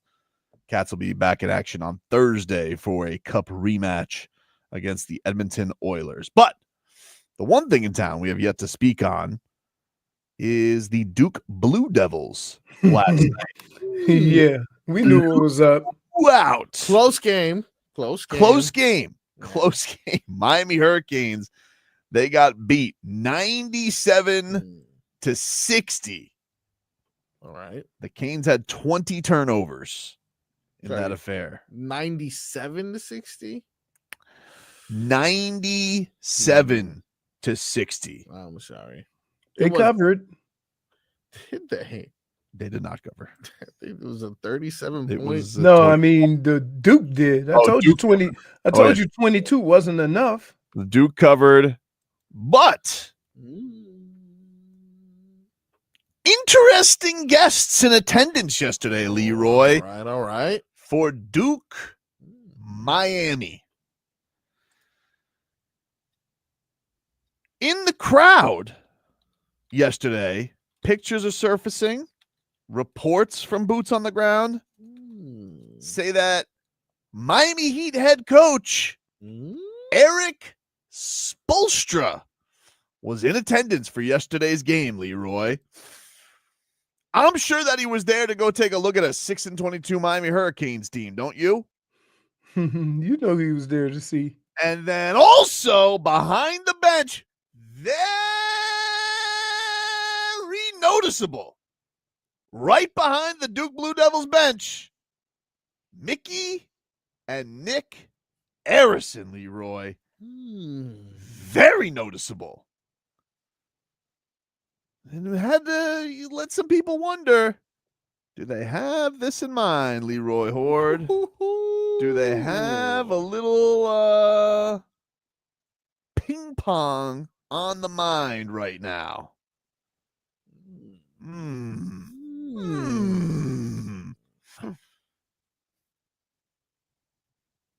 We warn you, dude. I'm just, what are you doing? Opportunities knocking, baby. Do you? All right. Opportunities using the doorbell. You know Hey. what I'm saying? I'm at the doorbell and I'm going, ping pong. That's a point. No, it's not. No, it's not. It's a point. It's a point. It's a point. Come on. It's a point. Cooper Flagg yesterday. 16 points in 27 minutes. There you go. Nick Arison went to Duke. Yeah, I know, dude. That's we're aware. But they were behind. You think the Arisons are sitting there behind the bench? Very noticeable with the number one player, Leroy. Because remember, typically not an organization that tanks, Leroy. But maybe the fix has been in. Maybe there came a certain pivot point with all this Jimmy Butler stuff that's been happening that the Miami Heat have decided, you know what? Maybe We just make it look good. And by making it look good, we make it look bad. Do you know, Leroy, that the Miami Heat, if I could interest you, because it feels like, you've been very preoccupied this segment. I don't know what's going on. I don't know if you lost your password again or whatnot. I'm just listening to you knuckleheads. It doesn't feel like you're listening. If I could rein you in here for a second. Okay. If you wanted to tank, but not make it look like a tank, you would be wanting to do it at the end of games that are looking smooth, Leroy. And sometimes you can get exposed in the numbers a little bit. And it appears that the Miami Heat have taken the tank to the fourth quarter. Now, you may say, hey, this team may just suck. Maybe. But sometimes the numbers are just a little too off kilter. So this was interesting. Yesterday, I was reading this article by Barry Jackson and Anthony Chang. Do you know, since January 1st, that the Miami Heat have been outscored in the fourth quarter? Oh, boy. This is a big number. By 92 points. 92 points. That's crazy. The next closest team, Leroy, is 30. 64. 64. 30 away. That's a little suspicious. So here. Suspicious. So here. How you think they're pulling this off? Here's what we do. We go No. Because the numbers are the numbers. How do you think they are pulling this off? Because you have this conspiracy theory. And I would like, how are they pulling this off? I think they got to a point. I think there were a meeting of the minds with the whole Jimmy Butler drama happening and being like, listen, let's be real about this. We're not going anywhere this year.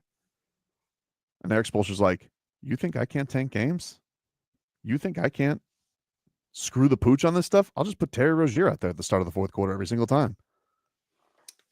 He goes, that's what we're going to do? That's what we're going to do. In fact, we have him under FBI investigation. And how does he get immunity? He just keeps doing what he's doing. And all of a sudden, we're sitting here and we're blowing game after game. Look at the Miami Heat's record in the last 2 weeks, Leroy. I mean, the teams they have beat, awful. I mean, just teams that are going blow for them and suck. They tried. They tried blowing it against the Raptors, and the Raptors said, you can't out-tank us.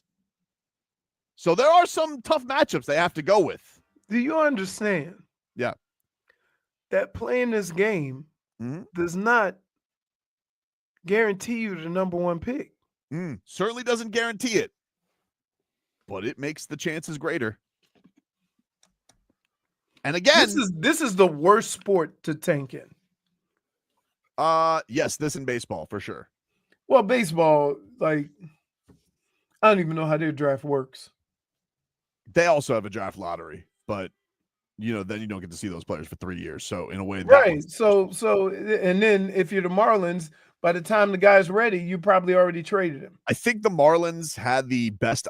They had the best odds for the number one pick, and the worst that they could fall was 8th, and I think they got 7th this year. I think it was something like that. There you go. Which they deserve. But the Heat deserve the number one pick. And again, I go back to. Is that where you're going with this now? Well, I just think that they do. I think they deserve it. And I don't know. Erik Spoelstra couldn't watch Cooper Flagg on TV. He had to be there in person after being on the road all month long. What is he? A hoops junkie? No. Kinda. The plan is in place, my friend. The plan appears to be in place. The Arisons were boots on the ground. Spo was boots on the ground. And Leroy, 92 points they've been outscored by in the fourth quarter in the year 2025? What is that? What is that? You think nobody could be doing that purposely? By a margin of 30 points, the next team? That's crazy. I don't know. I don't know. You may think Marcos, am I nuts? Something's fishy, dude. Something is fishy. A lot of things you could be doing on a Tuesday night in South Florida. Look, the Miami Heat, they like to keep appearances up, which I respect about them. They are for competitors only. That's their mantra, right? So if they're going to tank, you got to make it look good.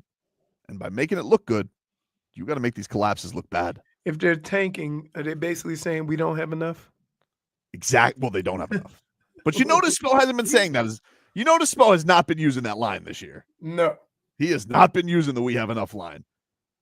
He just been saying, we're going to get it fixed. And apparently his way to get it fixed is get us Cooper Flagg.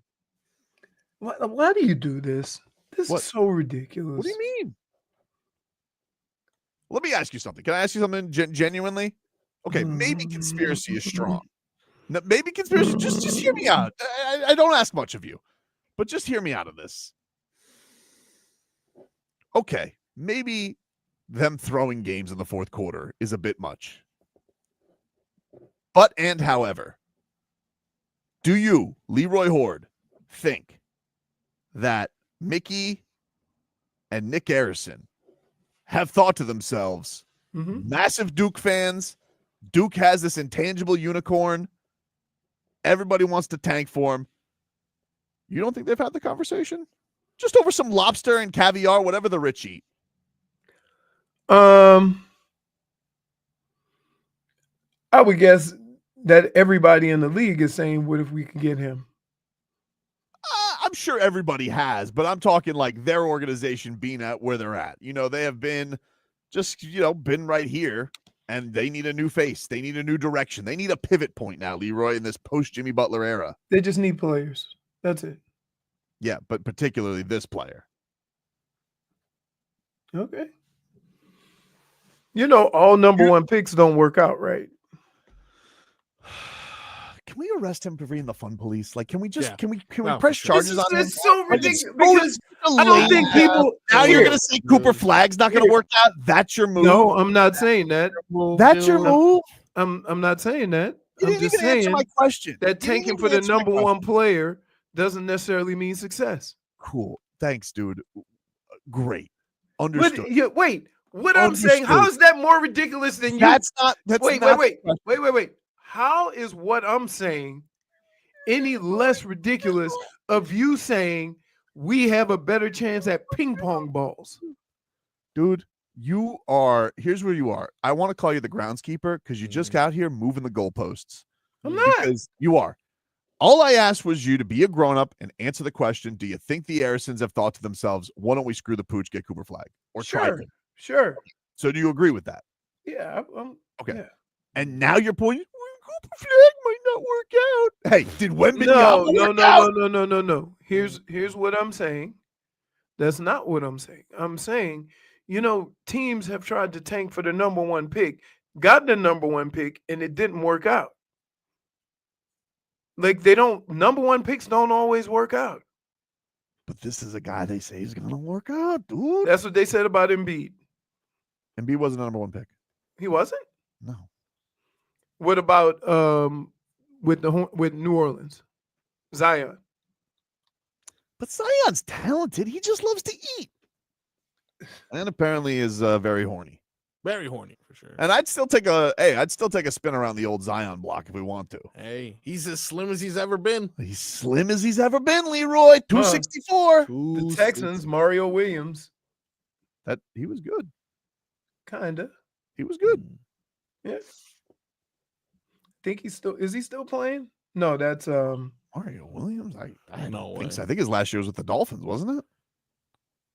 He didn't go to the Bills after. Where did he have the red eyes at? I think he had it. I felt like he took a spin around the Dolphins block, and it didn't really work out. Yeah. Markelle Fultz was a number one. He was, but a lot of people also said that was a bad swing, that they should have taken Tatum. And was that who was the Luka draft? Who was number one that year? Because they took the Kings took Marvin Bagley at 2. I know that. Who was number one that year? That was the 2018 draft. Like you said, Luka was third, Bagley was second, and DeAndre Ayton. They get obsessed with that big man. Wait. So when that ping pong ball came up, how excited were they to get DeAndre Ayton? I guess excited. That was a terrible choice. Yeah, that's what I'm saying. I'm just. People were talking. I mean, Goran was telling you about Luka. Yeah. Ben Simmons was a number one. Remember Luka and Trae Young? But Ben Simmons was a good player. He just lost it for like 2 years. But he was a good player. He just lost it. That's a wire cross thing. Okay. See, I'm not going to even say Wiggins because Wiggins is really good. He's an all-star. Right. That's what I'm saying. He was one of the best players on the finals team. Is it because he's intangibles? Is that why you have your doubts? No, not at all. Oh yeah, my goodness. What about Anthony Bennett, right? He's Canadian. Yeah, but everybody looked at that. That was ridiculous. That was ridiculous. But Karl Anthony Towns, Ant-Man. Oh boy, here we go. Zion is DeAndre Eaton. Now name the number one picks that did work out, you child. I mean, in most of the drafts that we can think of, the 2s and 3s worked out better than. No, 2's a cursed pick. 2's one that's like everybody's like, "Ugh." Yeah, especially Michael Beasley. 2, yeah, no, he's amongst the list, but like 2 is like that snake pit. It's like it's a snake pit. The only time the best number 2 was Jordan 2 or was he 3? Jordan was 3, and Durant was 2. But there's a lot of 2s that are like, woof. Let's see. Going through 2. 2 is not looking good at all. I don't know if you guys saw last night that Erik Spoelstra had that eye black on because he's ready to capture the flag, dude. Oh my goodness! Man, did the Lakers really go through 3 straight years of number 2? There you go. I think this is how Micky Arison goes to bed every night. That's his white noise. Gonna do the beaches tonight, Mickey? Oh, no. Oh, geez. So, Can you turn on? So you would rather the Heat not make the play-in? What are you asking? You would rather them not make the play-in?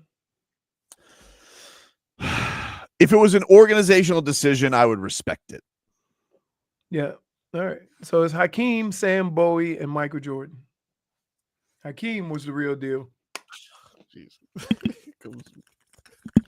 But keep in mind, that was back in the days where everybody wanted bigs. Speaking of Erik Spoelstra, we have an answer to something we were asking. Do it all along. Get to that next.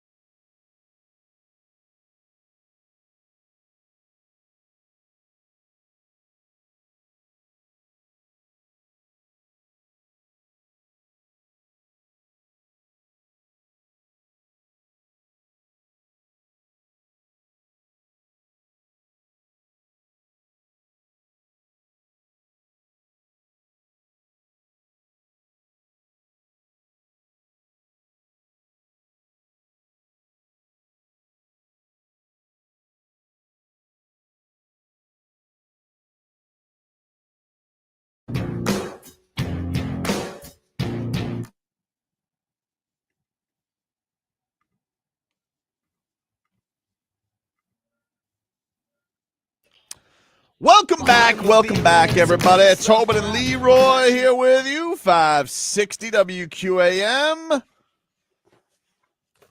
Hello, Jennifer. Oh, hello. Hello. 12:30 today.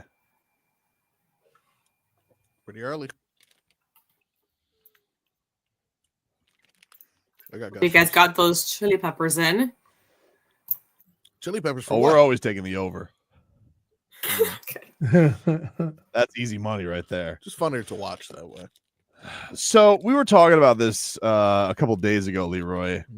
Very confused as to why Erik Spoelstra.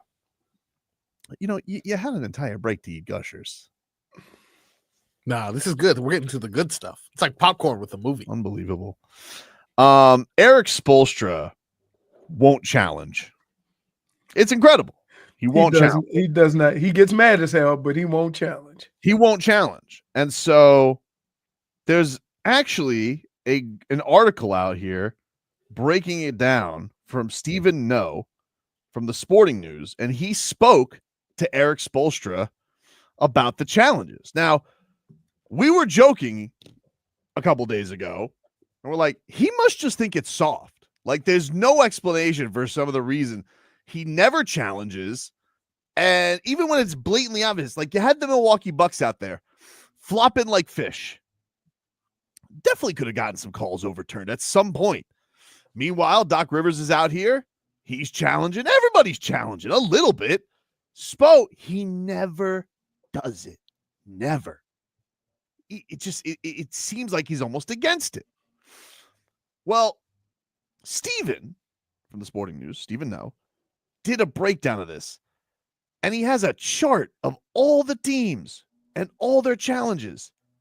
Erik Spoelstra, by far the least, has only challenged 10 times this season. 10 times. And he told Stephen, quote, I know our numbers are lower than other teams. Every call is like, he starts twirling his finger to mimic a challenge. I understand the competition committee adding this, but I think it also just looks ridiculous. Every single play, the players are looking to the bench. It's distracting. So he's just against the challenge. He's against the challenge. As a means of principle, he won't do it unless like backed into a corner. It seems like he hates it. Hates it, dude. We have our answer. He thinks it's soft. You have other teams out here challenging willy-nilly. Do you know, not to pull Leroy and ask you a question you may not have the answer to? Yes. Do you know who the next person is? We have 10 as the lowest. It looks to me like the next lowest is the Wizards at 18. And it's like, what do they have to challenge for? Who cares? But by contrast, like the OKC Thunder, best team in the NBA. Yep. They have challenged 57 times this year. Look at that. 57 times. Can I just say this? If he doesn't challenge a call that almost looks blatant, and they end the game, and he has timeouts left, that's grounds for a fight. Right? I mean, like, I get it if you don't want to use up a timeout, but if you in the game with those timeouts, it means you could have challenged. He doesn't believe in it. He doesn't believe in it. He thinks it's soft. That's crazy. I mean, it's believable. Like, if you ask me, like, why I think he doesn't do it, my number one thing would be, it's because he thinks it's soft. That is correct. And you think this man is out here purposely tanking?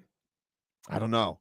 The way you explain no, he's how he feels about challenging. Mm-hmm. You're going to take the next step and say he's covertly tanking. Well, here's the thing, though. Here's the thing with that. I've just noticed different behavior in his answers this year. He's almost been more accepting of things. Oh, if we don't have Tyler out there, we didn't have Tyler. I'm like, that's not Erik Spoelstra. Not a young team. I understand. You got to be a little more patient. That's fine, Leroy. But I've also seen this dude basically go with like Rodney Magruder, Luke Babbitt, Henry Walker, and Hassan Whiteside and win more crunch games than this. Like, I've seen this guy do it with nothing. He doesn't have nothing. And he basically loses to everybody who's not like the worst in the league. And they need a lot to beat those teams. Well, is that more of an indication of how good you are? Or more of an indication of how he's coaching? I don't know, but I'm just telling you, I've seen him do more with less than he has right now. Yeah. Because whatever you think, he's got 3 All-Stars out there. 3 guys who have been to the All-Star game. Yep. And they look like every fourth quarter is just like, probably going to blow it. I mean, to me, and I've said this before, at some point, as a leader of the team or a guy who handles the ball, you have to be the one that changes that around, right? And get better shots and kind of understand where you are in the game and kind of do things accordingly, right? It can't just be on Spo. Like, Spo can draw up the craziest play. If you don't make a layup because you're batting it around the rim, he can't do nothing about that. Unless he's like, oh, and then like when he looks at Tyler, he goes, wink. So now he's acting. Now he's putting on. I mean, how you gonna actively tank scoring 40? He's just because you just know he's like, hey, let off the gas here, you know? Yeah, you got your little All-Star nomination. So the guy who doesn't challenge, you're suggesting he's saying that. Well, the challenge he just seems to say is a waste of time. He wants people to stop being babies, you know? But he is ultimately a competitor, and he probably looks around and goes, this ain't competing. We need to go get ourselves a unicorn. I look out at my farm right now. I see a lot of horses, but I don't see none with no horns. See, my thing is I put it more on the players. You on the court, you got to understand what kind of game you're playing and what your situation is and be aware of what you need to do. I think they start going in a tailspin and the team goes on a 14, 15-2 run. And it's like, instead of saying, okay, I'm going to get a free throw or I'm going to try to get an easy bucket or whatever, it's like they're not very aware of what's going on. Deaky Soul says, I don't think the refs really respect Spo, all that crying on the sidelines. Yeah, but here's the thing. He doesn't go to computers to challenge their calls. All he has done, all we have on tape is where he goes, pay attention, concentrate. All valid criticisms of my job.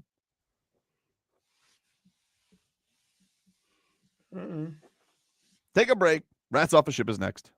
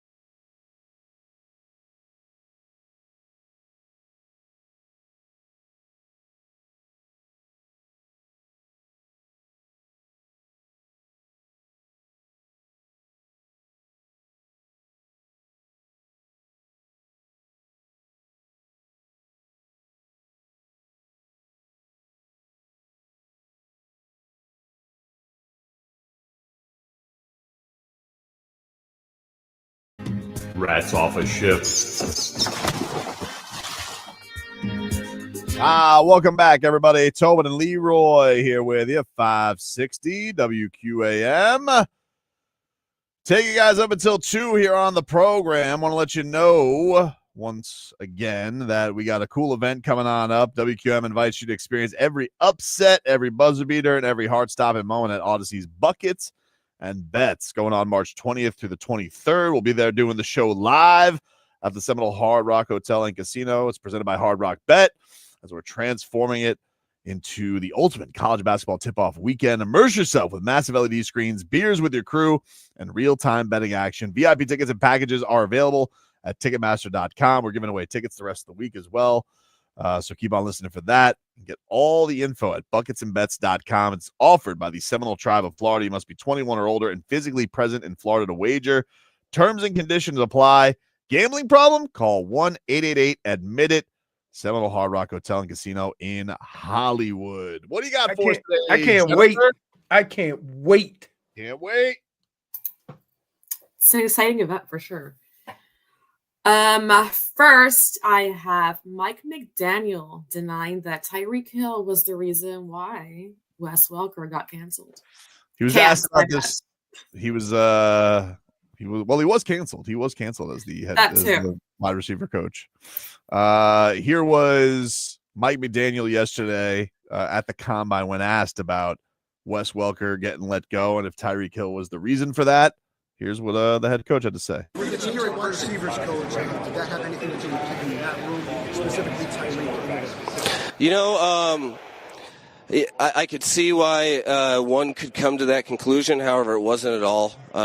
You know, in coaching, especially, you know, I have a high regard for Wes Welker. And, you know, generally in my position, I have to do the hard thing, which is, in this case, is look past the relationship. And, you know, for me, I take the job and the responsibility of being a head coach super serious. And I don't play with people's livelihoods. So, you know, for me, when it's very important that I outline specifically what I'm looking for on the front end with a coach. And in certain situations, those things can't be delivered upon. So, you know, who else is going to do the hard but right thing? That's my job. But it was motivated in things that were much beyond, you know, what happened with Tyreek at the end of the season.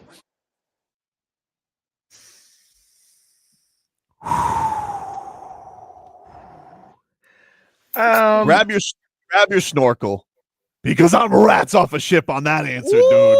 That is what the kids like to call hogwash. That's what that answer is. That was a whole lot. There is nothing. Why does everybody think there's some truth to Wes Welker getting fired because of that? Because Joe Rose said so, and he wouldn't lie. There you go. I believe Joe Rose. That's a great argument. Which is a much better statement than I believe Brett Favre, you know? I believe Joe Rose. I mean, like, okay, if he says it, there's got to be something to it. But I mean, well, this is what I would say. In my, first of all, I don't think Joe's just making stuff up. I think he has heard that. And second of all, Mike McDaniel is a huge reason to cover up for his star receiver. Of course you're going to say, no, what? We have a lot of decisions. As a coach, I have decisions I don't want to get into, but a decision. Not Tyreek Hill, though. Definitely not Tyreek Hill. Anybody who wants to trade for Tyreek Hill, definitely not Tyreek Hill. So I'm rats off a ship. I'm rats off a ship simply because, like, whenever everybody's playing nice and acting like the last game of the season didn't happen, something's up. Exactly. I mean, it's way too, like, again, people can say crazy stuff. You're not playing football for 7 months. You can get away with saying dumb stuff or saying emotional things. It happens. It's life, okay? But not going onto the field and playing, that's a no-no. And so from that standpoint, I don't know how, one, you have to remove his captainship, right? I would think so. I would think Can't be a leader and quit on the team. Agreed. You if the captain rides the ship till it sinks, right? That's just the way it goes. So I don't know, and I've said this when it happened. I said it when it happened. I don't care what Tyreek said. I don't care that he got frustrated after the game. That's sports. You get frustrated, you say things you maybe regret. You can come back from saying something stupid. But it's a lot harder to come back from doing something that raises all the questions you never want to hear in an athlete. And that is quit on this team, refuse to go in. That, I don't know how you come back from that. And I'm more than sure we ain't going to hear about it. But it pissed a lot of people off. Because I'm not even a teammate of Tyreek Hill. And I'm telling you that that's like one of the biggest no-nos ever. Especially when a player asks you, another player asks you, hey, we not rolling out with this. We not going out, nah, I'm out. Where you lie, Jennifer? I've got my fins and I've got my snorkel. Rats off a ship. Rats off a ship. Fins off. Marcos? Clean sweep. No one trusts him. Rats off a ship. There he goes again. What's number 2, Jennifer? I kind of don't like that. We have the Mavs thinking Luka will be a catastrophe in 5 years because he drinks too much beer and smokes hookah. How do we feel about that? Hey, it's oddly specific. Let me just say this. This wasn't a report from the Athletic. Give me 30. 30 and 10. Mavericks. First of all, I'm rats off a ship. Second of all, reasonable. Mavericks. Rats off a ship. We get it, dude. That's your play. Luka's too fat. Luka's a slob. Luka drinks. Luka smokes hookah. Who cares? Triple-double on your head. I always thought. He's doing the work. It's fine. Can I just say this? The 6-time champion Bulls had Dennis Rodman on their team.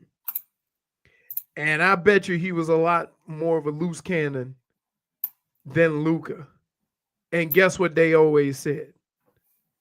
We don't like his antics, but we need him to win. Hey, by my count, too, if he's a catastrophe in 5 years, wouldn't that have been the end of the Supermax? Like a catastrophe? Yeah, like we get it. You guys made a bad trade. You traded for Mr. Street Clothes, okay? And Luka lost seemingly an immense amount of weight in 2 weeks, all right? He doesn't have chipmunk cheeks anymore. He's keto Luka, and he is still awesome. Spoiler alert. You can't keep coming back with no. You guys don't understand how much he drank, how much he smoked, and what a fat ass he was. It's like, but he took you to the finals last year. Like, what are we talking about? He's 25. I don't know, dude, but we get it, Mavericks. Some rats off a ship. I love the fact that he's been with the Lakers for 2 weeks, and you've already called him Keto Luka. Keto. He's looking slim, though. He is looking pretty slim. I don't know if he's got I don't know if it's the purple. At least it's keto and it's not. You know what else? You know what else will get you slim? 38 minutes a night. Luka Dončić could be if Luka Dončić was on the Heat, instead of Gatorade, if he wanted a hookah on the bench, I would let him. Hey, he could be in here like George Niang. Oh yeah, dude. Give me hookah, Luka, all you want. Smokes the hookah. Who cares? I mean, not for nothing. But in the NBA, there's a lot of guys smoking some other type of wacky tobacco, and you don't seem to care. 100%. And by the by, only one person seems like they were smoking the hookah, and it was whoever pulled off this trade. Seriously. So you rats off a ship on the Mavs? Yeah, listen. It's once you make the trade, you move on, right? To sit here and have to justify and keep justifying why you made the trade means that you have questioned yourself.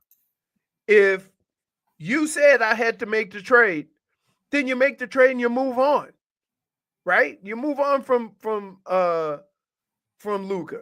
You don't hear? Do you hear Spo and the Heat talking about Jimmy Butler? What's next? Like, are we gonna get a report from the Mavericks? Be like, one time before Game 6 of the NBA Finals, they found Luka under a table at a Golden Corral, and then he came out and scored 50. You're talking about the team that took away his Guinness. No one takes away Guinness. Right?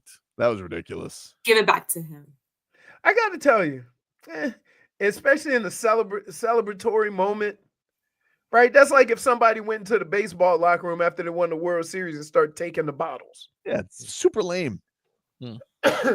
Super lame. JFig, where you're at? You could already tell that they're off the ship. The GM and Luka did not get along. Rats off a ship. Frog boy? Rats off a ship, dude. Rats off a ship. What else we got, JFig? The Combine. Just in general? In general. I'm not rats off a ship. I love the Combine. Great background television. You got it on there right there with spring training baseball. And it's like you get to see guys run, and you get to see Rich Eisen run in a suit. And you get to see strength coaches be way too intense. And then you get cutaways. Maybe Joe Philbin will be asleep while he's at the Combine one time. I love the Combine. Not rats off a ship at all. Leroy? I was rats off a ship when I was in the Combine. Of course I'm rats off a ship. Right? Like who? Like, some of the fastest guys in the world can't play a lick of football. Yeah, whatever happened to that John Ross? He didn't really do anything with his gold shoes. No, but he was fast. Wasn't he married to an Olympian? Super fast. I don't know. I think he was. He yeah. They have a hockey combine. He was married to an Olympian. Hockey insider, Leroy. No. Hockey combine. Nope. Nope. No hockey combine. All right. Jennifer, what about you on the Combine? Oh, Marcos? She's gathering herself. All right. My thoughts are it is actually the third or fourth most important and entertaining thing in football. Wow. Yeah, above regular season football, Mm-hmm. preseason football, and above the Pro Bowl as well. Pro Bowl sucks. Above any of the NFL Europe things we do. I like to see people run mobile. Of course. I'm Spirit Leroy. Of course, I'm rats off a ship. Fair enough. Off a ship. That is Rats Off a Ship. Rats off a Final ship. hour coming on up next.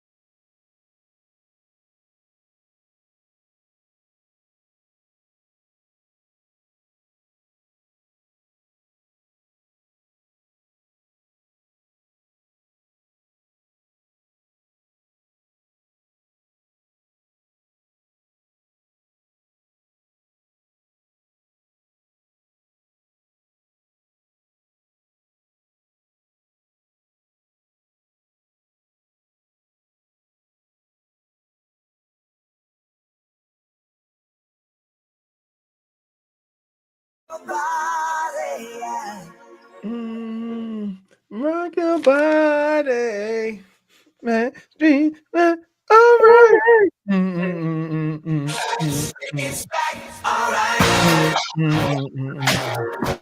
All right, welcome back, everybody. Tobin and Leroy. Let's By get the to way, our headlines. I made a little mistake. It was Aaron Ross, not John Ross. Oh, Aaron Ross, who played for the Giants and won 2 Super Bowls, that was married to Sonia Richards. Yes. Gotcha. John Ross also played for the Giants. Not married. Still? He'll find love. He'll find it. He'll find love. People don't always get married. He'll find love. He'll find love. Headlines are brought to you by Doral Volkswagen. At Doral Volkswagen, choose for over 300 new Volkswagen models in stock, like the Tiguan, the Taos, and the Atlas. Remember, when it comes to Volkswagen, the great deals are at Doral Volkswagen. The Miami Heat are back on the hardwood tonight, taking on the Atlanta Hawks. Bam Adebayo was listed as questionable, although he did speak at shoot-around today, which means he's probably going to play. Would lead me to believe he's going to play. Chili peppers? Let's see. Does that mean that we go over on Kalel rebounds because Bam's banged up? I don't know. Based on what we're supposed to, on the part of Kevin Love out there. You're so right, unfortunately.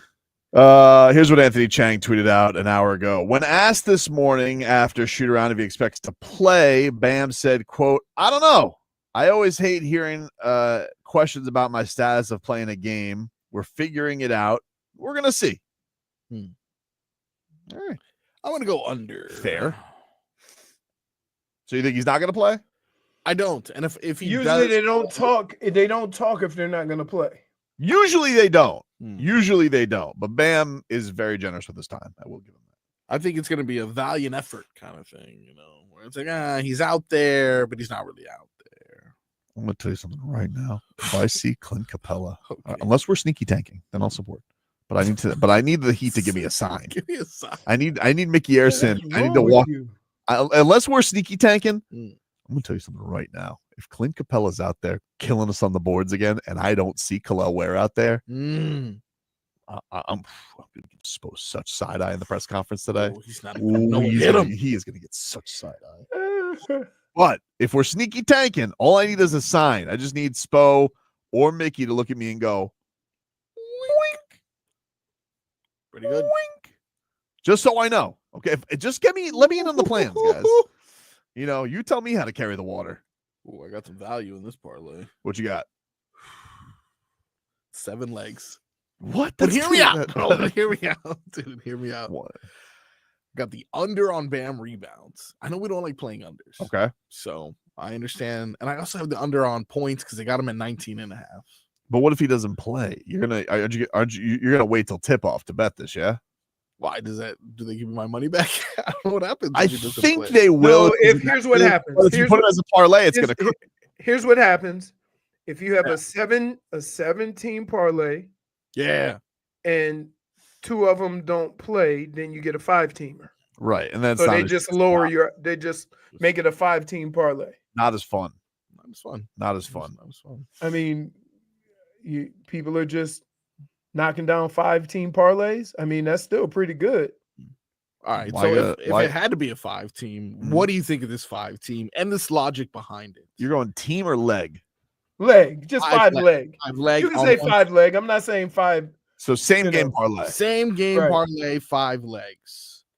We have Tyler Hero, who had a bad 3-point performance one game ago. He's going to bounce back. He's going to make over 3.5 threes.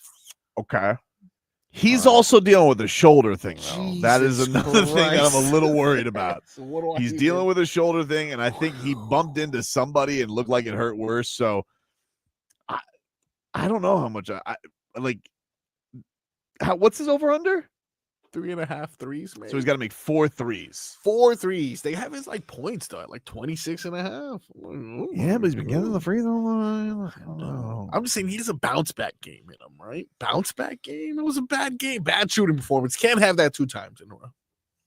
Okay, all right. I'll go with that. I'll go with that. Okay, all right, cool.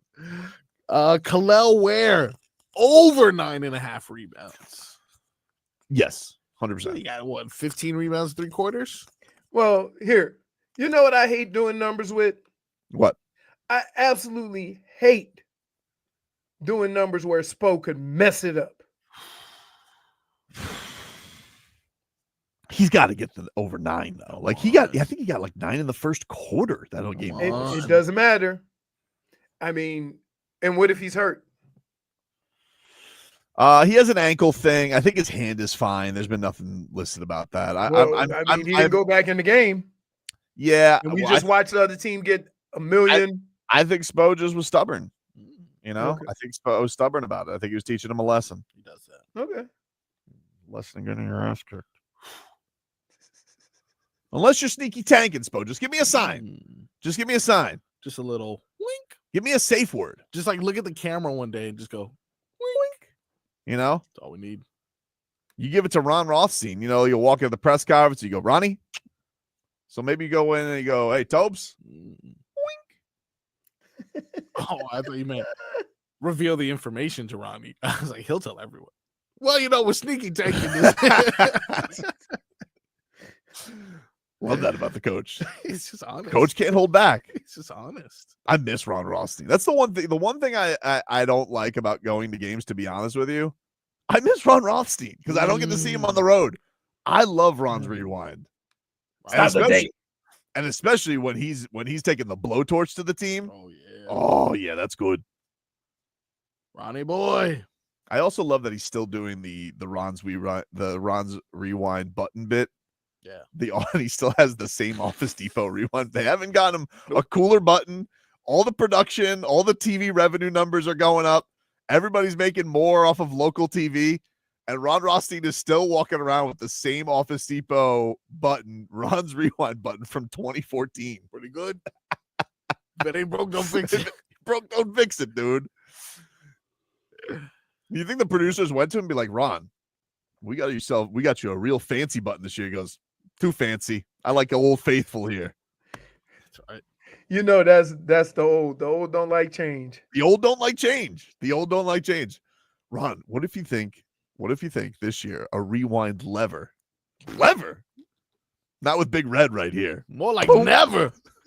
You know how hard it is to get a hold of Ron Rothstein every Saturday for Heat Weekly? Yeah. He's got that thing on his phone where if they don't recognize the number, it blocks the calls. Smart. So I used to have that. I gotta text him like, "Hey Ron, Heat Weekly, please call us." Smart. That's what you should just do off of bat now. Probably. That's what you should do. Because he's like, I ain't fixing it. I haven't had a spam call in 3 years. Ron Rothstein will stop you too in the middle of a press conference, and he'll be like, "That Canes hoops team, woof." Oh gosh. He's just like he'll be like, oh, or what was the thing that he debated the other day? It was 1 point. What was the one that was hotly contested this year with the Canes? Oh, I think it was go for it on 4th down with Syracuse. Go for it on 4th down. Ron's got Canes takes. That was a questionable move, though. It was a questionable move. You get the best player in the country. Take the ball out of his hands. Ridiculous. I mean, but football is such that if you need to get a yard, you need to line up and man up. Simple as that. Keep the ball in Cam Ward's hands.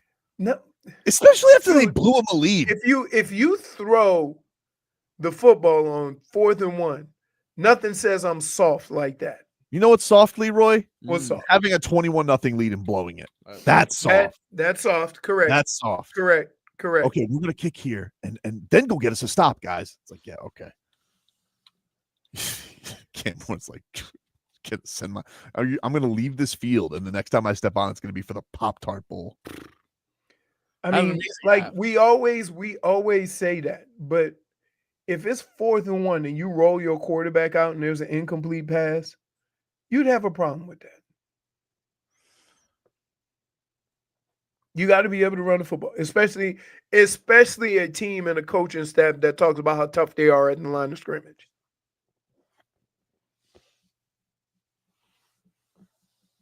Man. A yard. If you had to get a yard to save your life, you throwing a pass? Who's my quarterback? It doesn't matter. I don't care who your quarterback is. I'm not. Line. If my life depended on me getting a yard, I am not throwing the football. That's because you're Leroy Horde, and if you need one, I'll get you 3. No, I'm saying in any situation. If it's the Dolphins, hold on, and it's a chance of going to the playoffs, okay, and you need a yard, mm-hmm. I'm running the football. If you can't get a yard, you don't deserve to win. Hold on, let me just hear me out on this, okay? I hear what you're saying, all right, and you were the master of short yardage, okay? I would never disrespect your legacy, but now I'm not making it your legacy. I'm making it 110-pound Devon Achane and Liam Eichenberg have to get this yard, or Tua has to throw to Tyreek Hill. Wait. Hey, first of all, I'm taking my chances with Devon Achane and Liam Eichenberg. And here's why. Yeah, really? It was like first of all, it was like 4th and 5. So we were not talking about 4th and 1. And here's why. After watching last season, we're making a terrible assumption. We're assuming Tyreek gonna catch it. All right, but like I'm asking. No, I'm just saying. I'm just saying. But here, in a vacuum, three things that can happen in a pass. 2 of them are bad. That's a fact.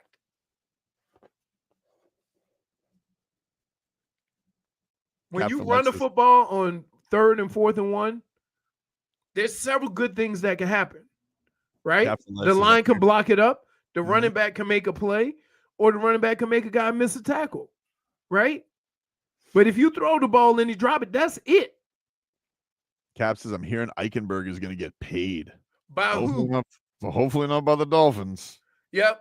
Mike McDaniel on 4th and 1 would throw it downfield to Julian Hill. Right. Like, tell me that wouldn't drive you crazy. 4th and 1 for your season's on the line, and they throw a pass. But if they're bad at it, like I understand if Get you have better at it. Fine, but they're not. I'm saying you have to go with last year's Dolphins. Yeah, I'm still running the football. Really? Yes. I'm not throwing a pass. There's too many things bad that can happen throwing a pass. I at least got to go with Jeff Wilson. He's got that dog in him. Whoever you decide to use, if you're an offense, you have 50 yards wide to run the football and get a yard, and you can't get a yard, you don't deserve whatever comes from getting that yard. You just don't. We'll take a break. More to come here on the show. Heat back on the hardwood tonight. 15 minutes of Heat is next.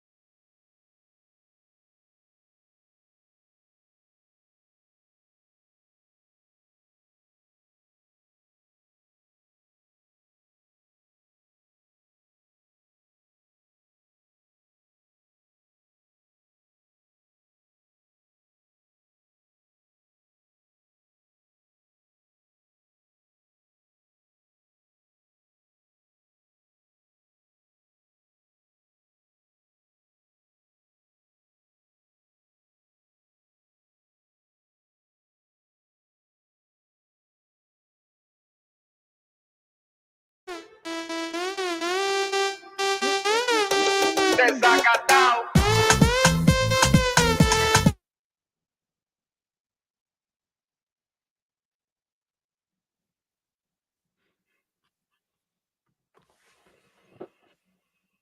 All right, welcome back, everybody. It's Tobin and Leroy here with you. 560 WQAM. Miami Heat back at home tonight for 9 out of 10 at the Kaseya Center. See everybody looking real snazzy at that arena, dressed to the nines sometimes, Leroy, like it's an event. Let me tell you something. If you guys want to make sure your wardrobe is right for Heat games or any of these big-time events down here, you want to use the best dry cleaners in all of South Florida. And that's our friends over at A&T Dry Cleaners. The owners that's our guy right there, man. And you guys are sick of this terrible customer service. Oh. You want that personal touch. You know how I feel about customer service. That's right, Leroy. I'm going to give you some customer service right here. Give Ara a call. 954-610-9383. That's 954-610-9383. They have a seamstress on site. They can do same day alterations. And guess what?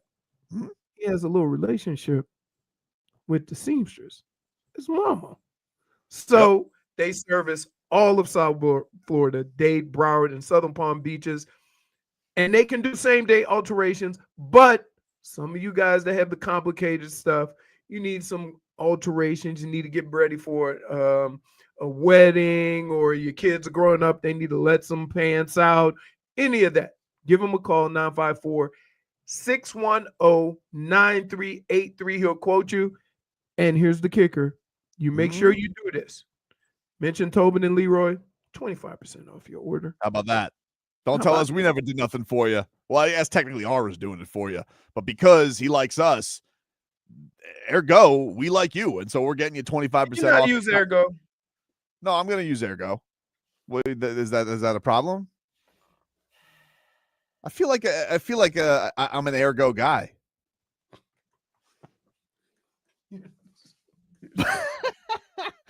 Call or text our 954-610-9383. Once you use A&T Dry Cleaners, you'll never want to launder your own clothes again. And as Leroy said, you mentioned our show, 25% off your order.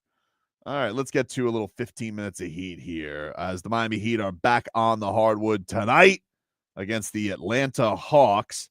They got on Friday the Pacers, right?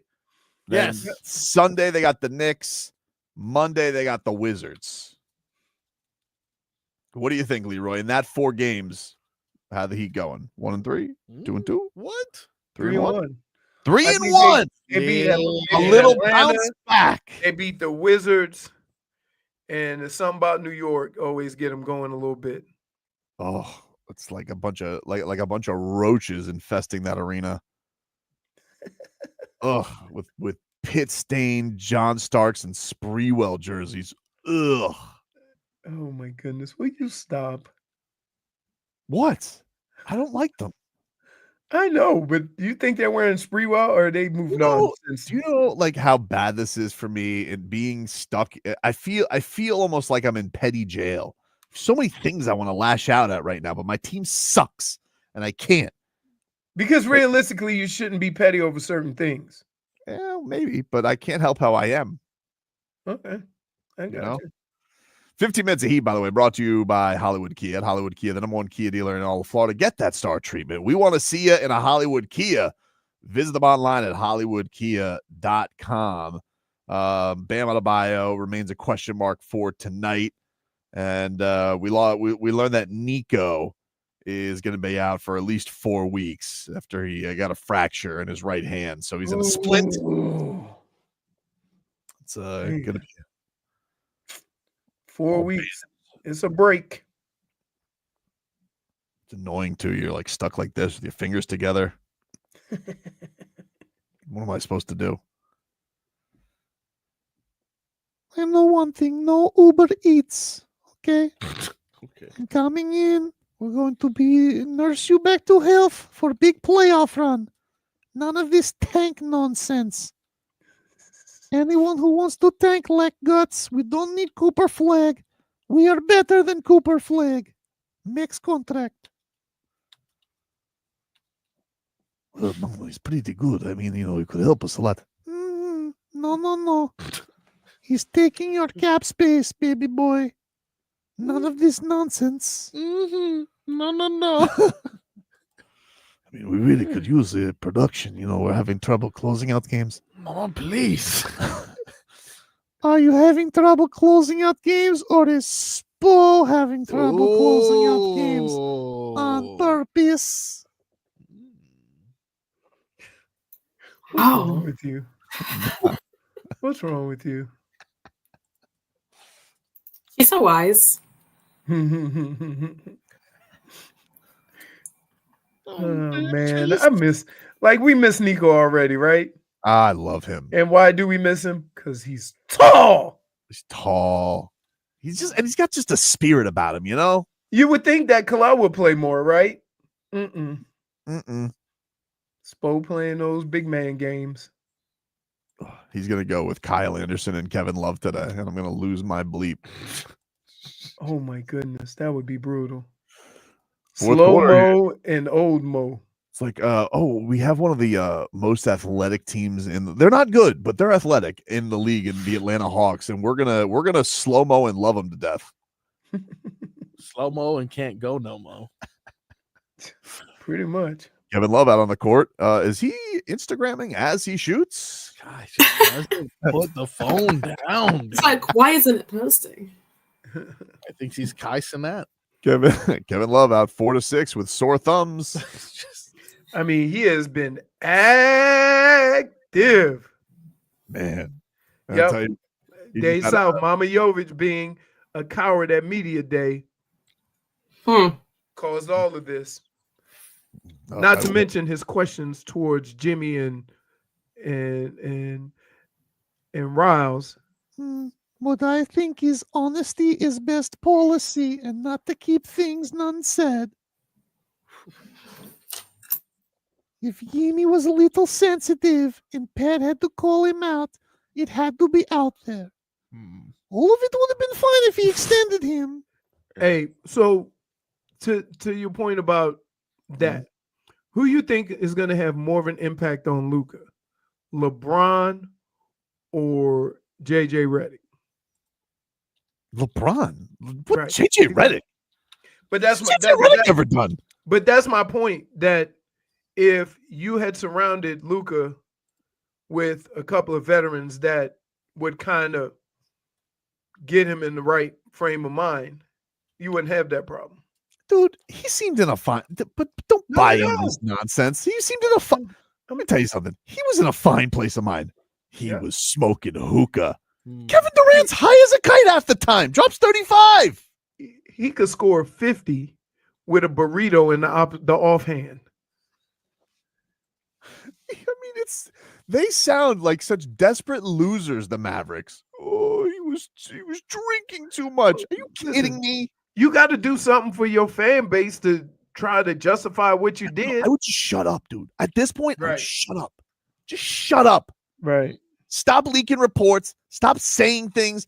You lost. You know what they're going to do? You want to know what they're going to do when Luka comes back to Dallas? They're going to have a kegger in front of Dirk Nowitzki's statue. And a hookah? Yeah, dude. We didn't know what he was going to be like in 5 years. Okay, worry about it in 5 years. I know, that's crazy, right? Not next year. But I will say this. There's something to this. I don't know if they wanted to pay him $350 million. It got nothing to do with Luka, just a player in general, right? Maybe. But if you don't pay him who's $350? Because someone's getting it. Not really. Who? Shea. Did you see? No, not even. Did you see? No, but Shea's not with them. Jaren Jackson. If he wins Defensive Player of the Year now that Wemby's out, he's eligible for, I think, close to 350. Really? It was like 347 or something like that. One would say that would deter them from keeping Ja Morant. So we should probably root for that. No, so you would give. Hold on. You would give Ja max contract? I think Ja's under a max contract already, but No, but I'm saying if based on what you've seen this year, Mhm. if he was a free agent and you were the Heat, you would give him a max contract? Ja? Yeah. Yeah, baby. Because doesn't Tyler score more efficiently than he does? Dunks, dude. But Okay, but that's not. He's already shown you Alpha, dude. He's shown. Can I just tell you, alpha? Tobin, He's shown it. you're like a child going through the register at Publix that sees all the candy as the last look, and you just start grabbing candy. And I'm just saying, like, okay, right now, if I gave you a choice between Ja and Tyler, who has been the better pro this year? Tyler. Okay. So they're basically the same guys with the ball in their hands. Ja does it. No, hold on. Ja's been that dude. Ja, we talk all the time on. about who's the guy, Leroy. Ja is more athletic, but Tyler is a more efficient scorer. Hold on. Okay. We talked about who's that dude and who can lead your team. This guy has been Ja Morant before all the gunplay. Yep. Was leading the Memphis Grizzlies to what? 1-2 in the Western Conference? Cat for Life said it perfectly. Why can't the Heat have those Jolly Ranchers, Leroy? I'm just saying, like, you see every big player in the league, and you go, I want them, but they're not all a good fit here. Like, Everything's on the table right now. Okay. Everything's on the table. I got you. So you see, Morant is a lot better at winning and defense and leading an NBA unit. Is he? I mean, before the immaturity. Okay. Clutch, dude. Super. I'm like, the other thing is that they got a really good team. Of course they do. Right. They've also, like, look, he's got two great guys next to him, no doubt. A lot of people think that Jaren Jackson's been the better Right. dude that year. The more consistent guy. If I switch Tyler and Ja Morant, Memphis is better. Here's the thing, though. When they don't have him, which is a knock against him, like Tyler's had to miss time too. But when they don't have him, they haven't been very good. They've been like in the toilet. Okay. So I don't know what to make of that. I get it. His numbers, he has not been an efficient player this year. Right. I just think he's a Sports Center guy, right? Oh, you turn on Sports Center, you see all these plays from Ja Morant. And in fact, like they show more attempted dunks than actual dunks with Ja Morant. And you go, I want totally him. Fair. But I would say the guy that you have has been more productive. So what do you make of that? Oh my God. There we go. Hey. Can I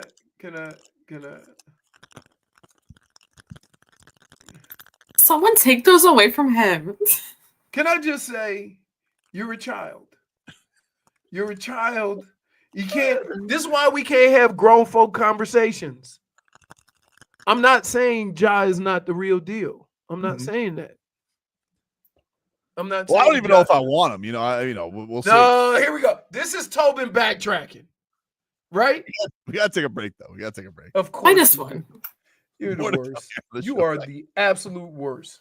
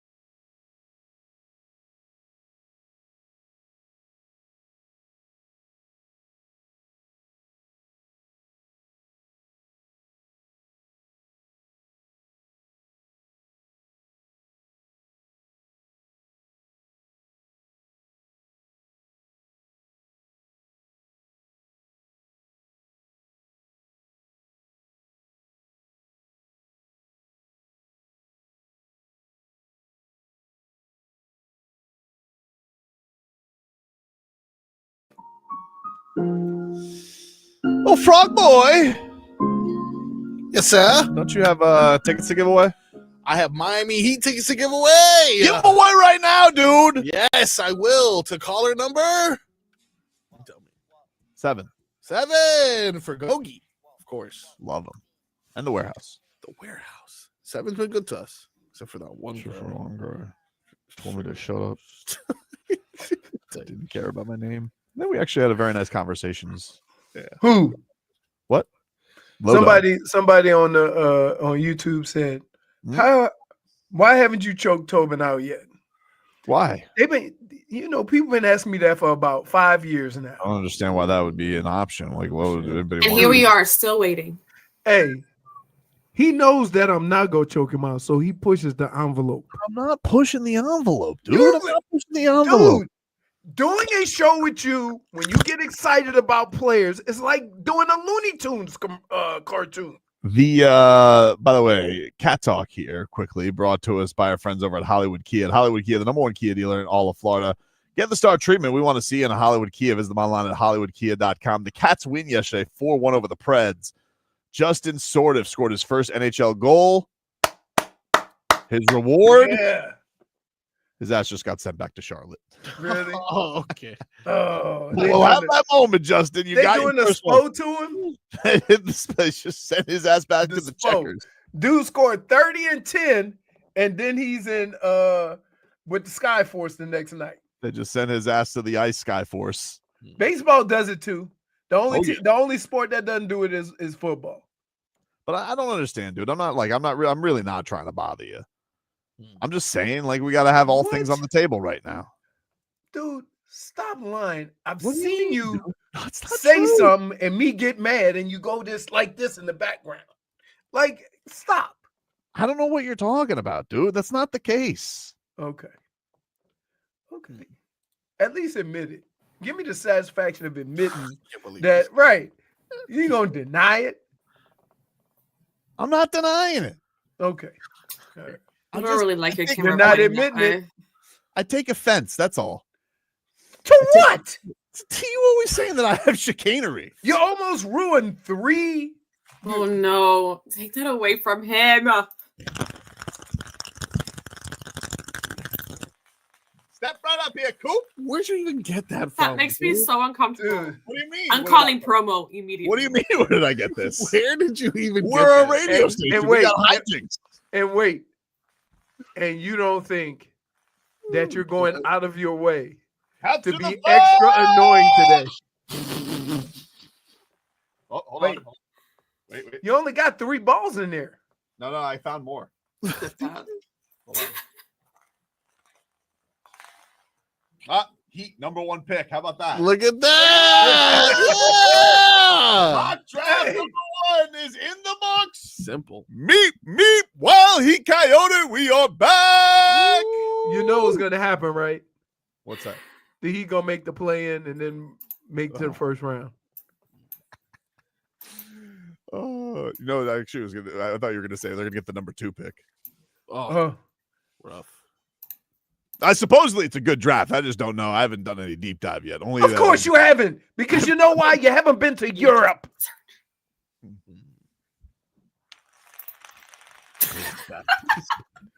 Dude. Now, let me ask you this. Child. Tobin, can I ask you a question? What? Would you be doing that if I was in studio? Probably would have done it faster.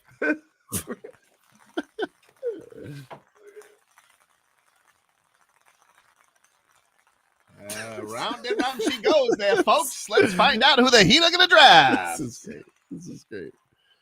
We got all oyster birds picking up. Oh, what do you know? The Heat #1 pick again. Yeah. Things are looking up in Heatland. Do you understand how unlikely it is?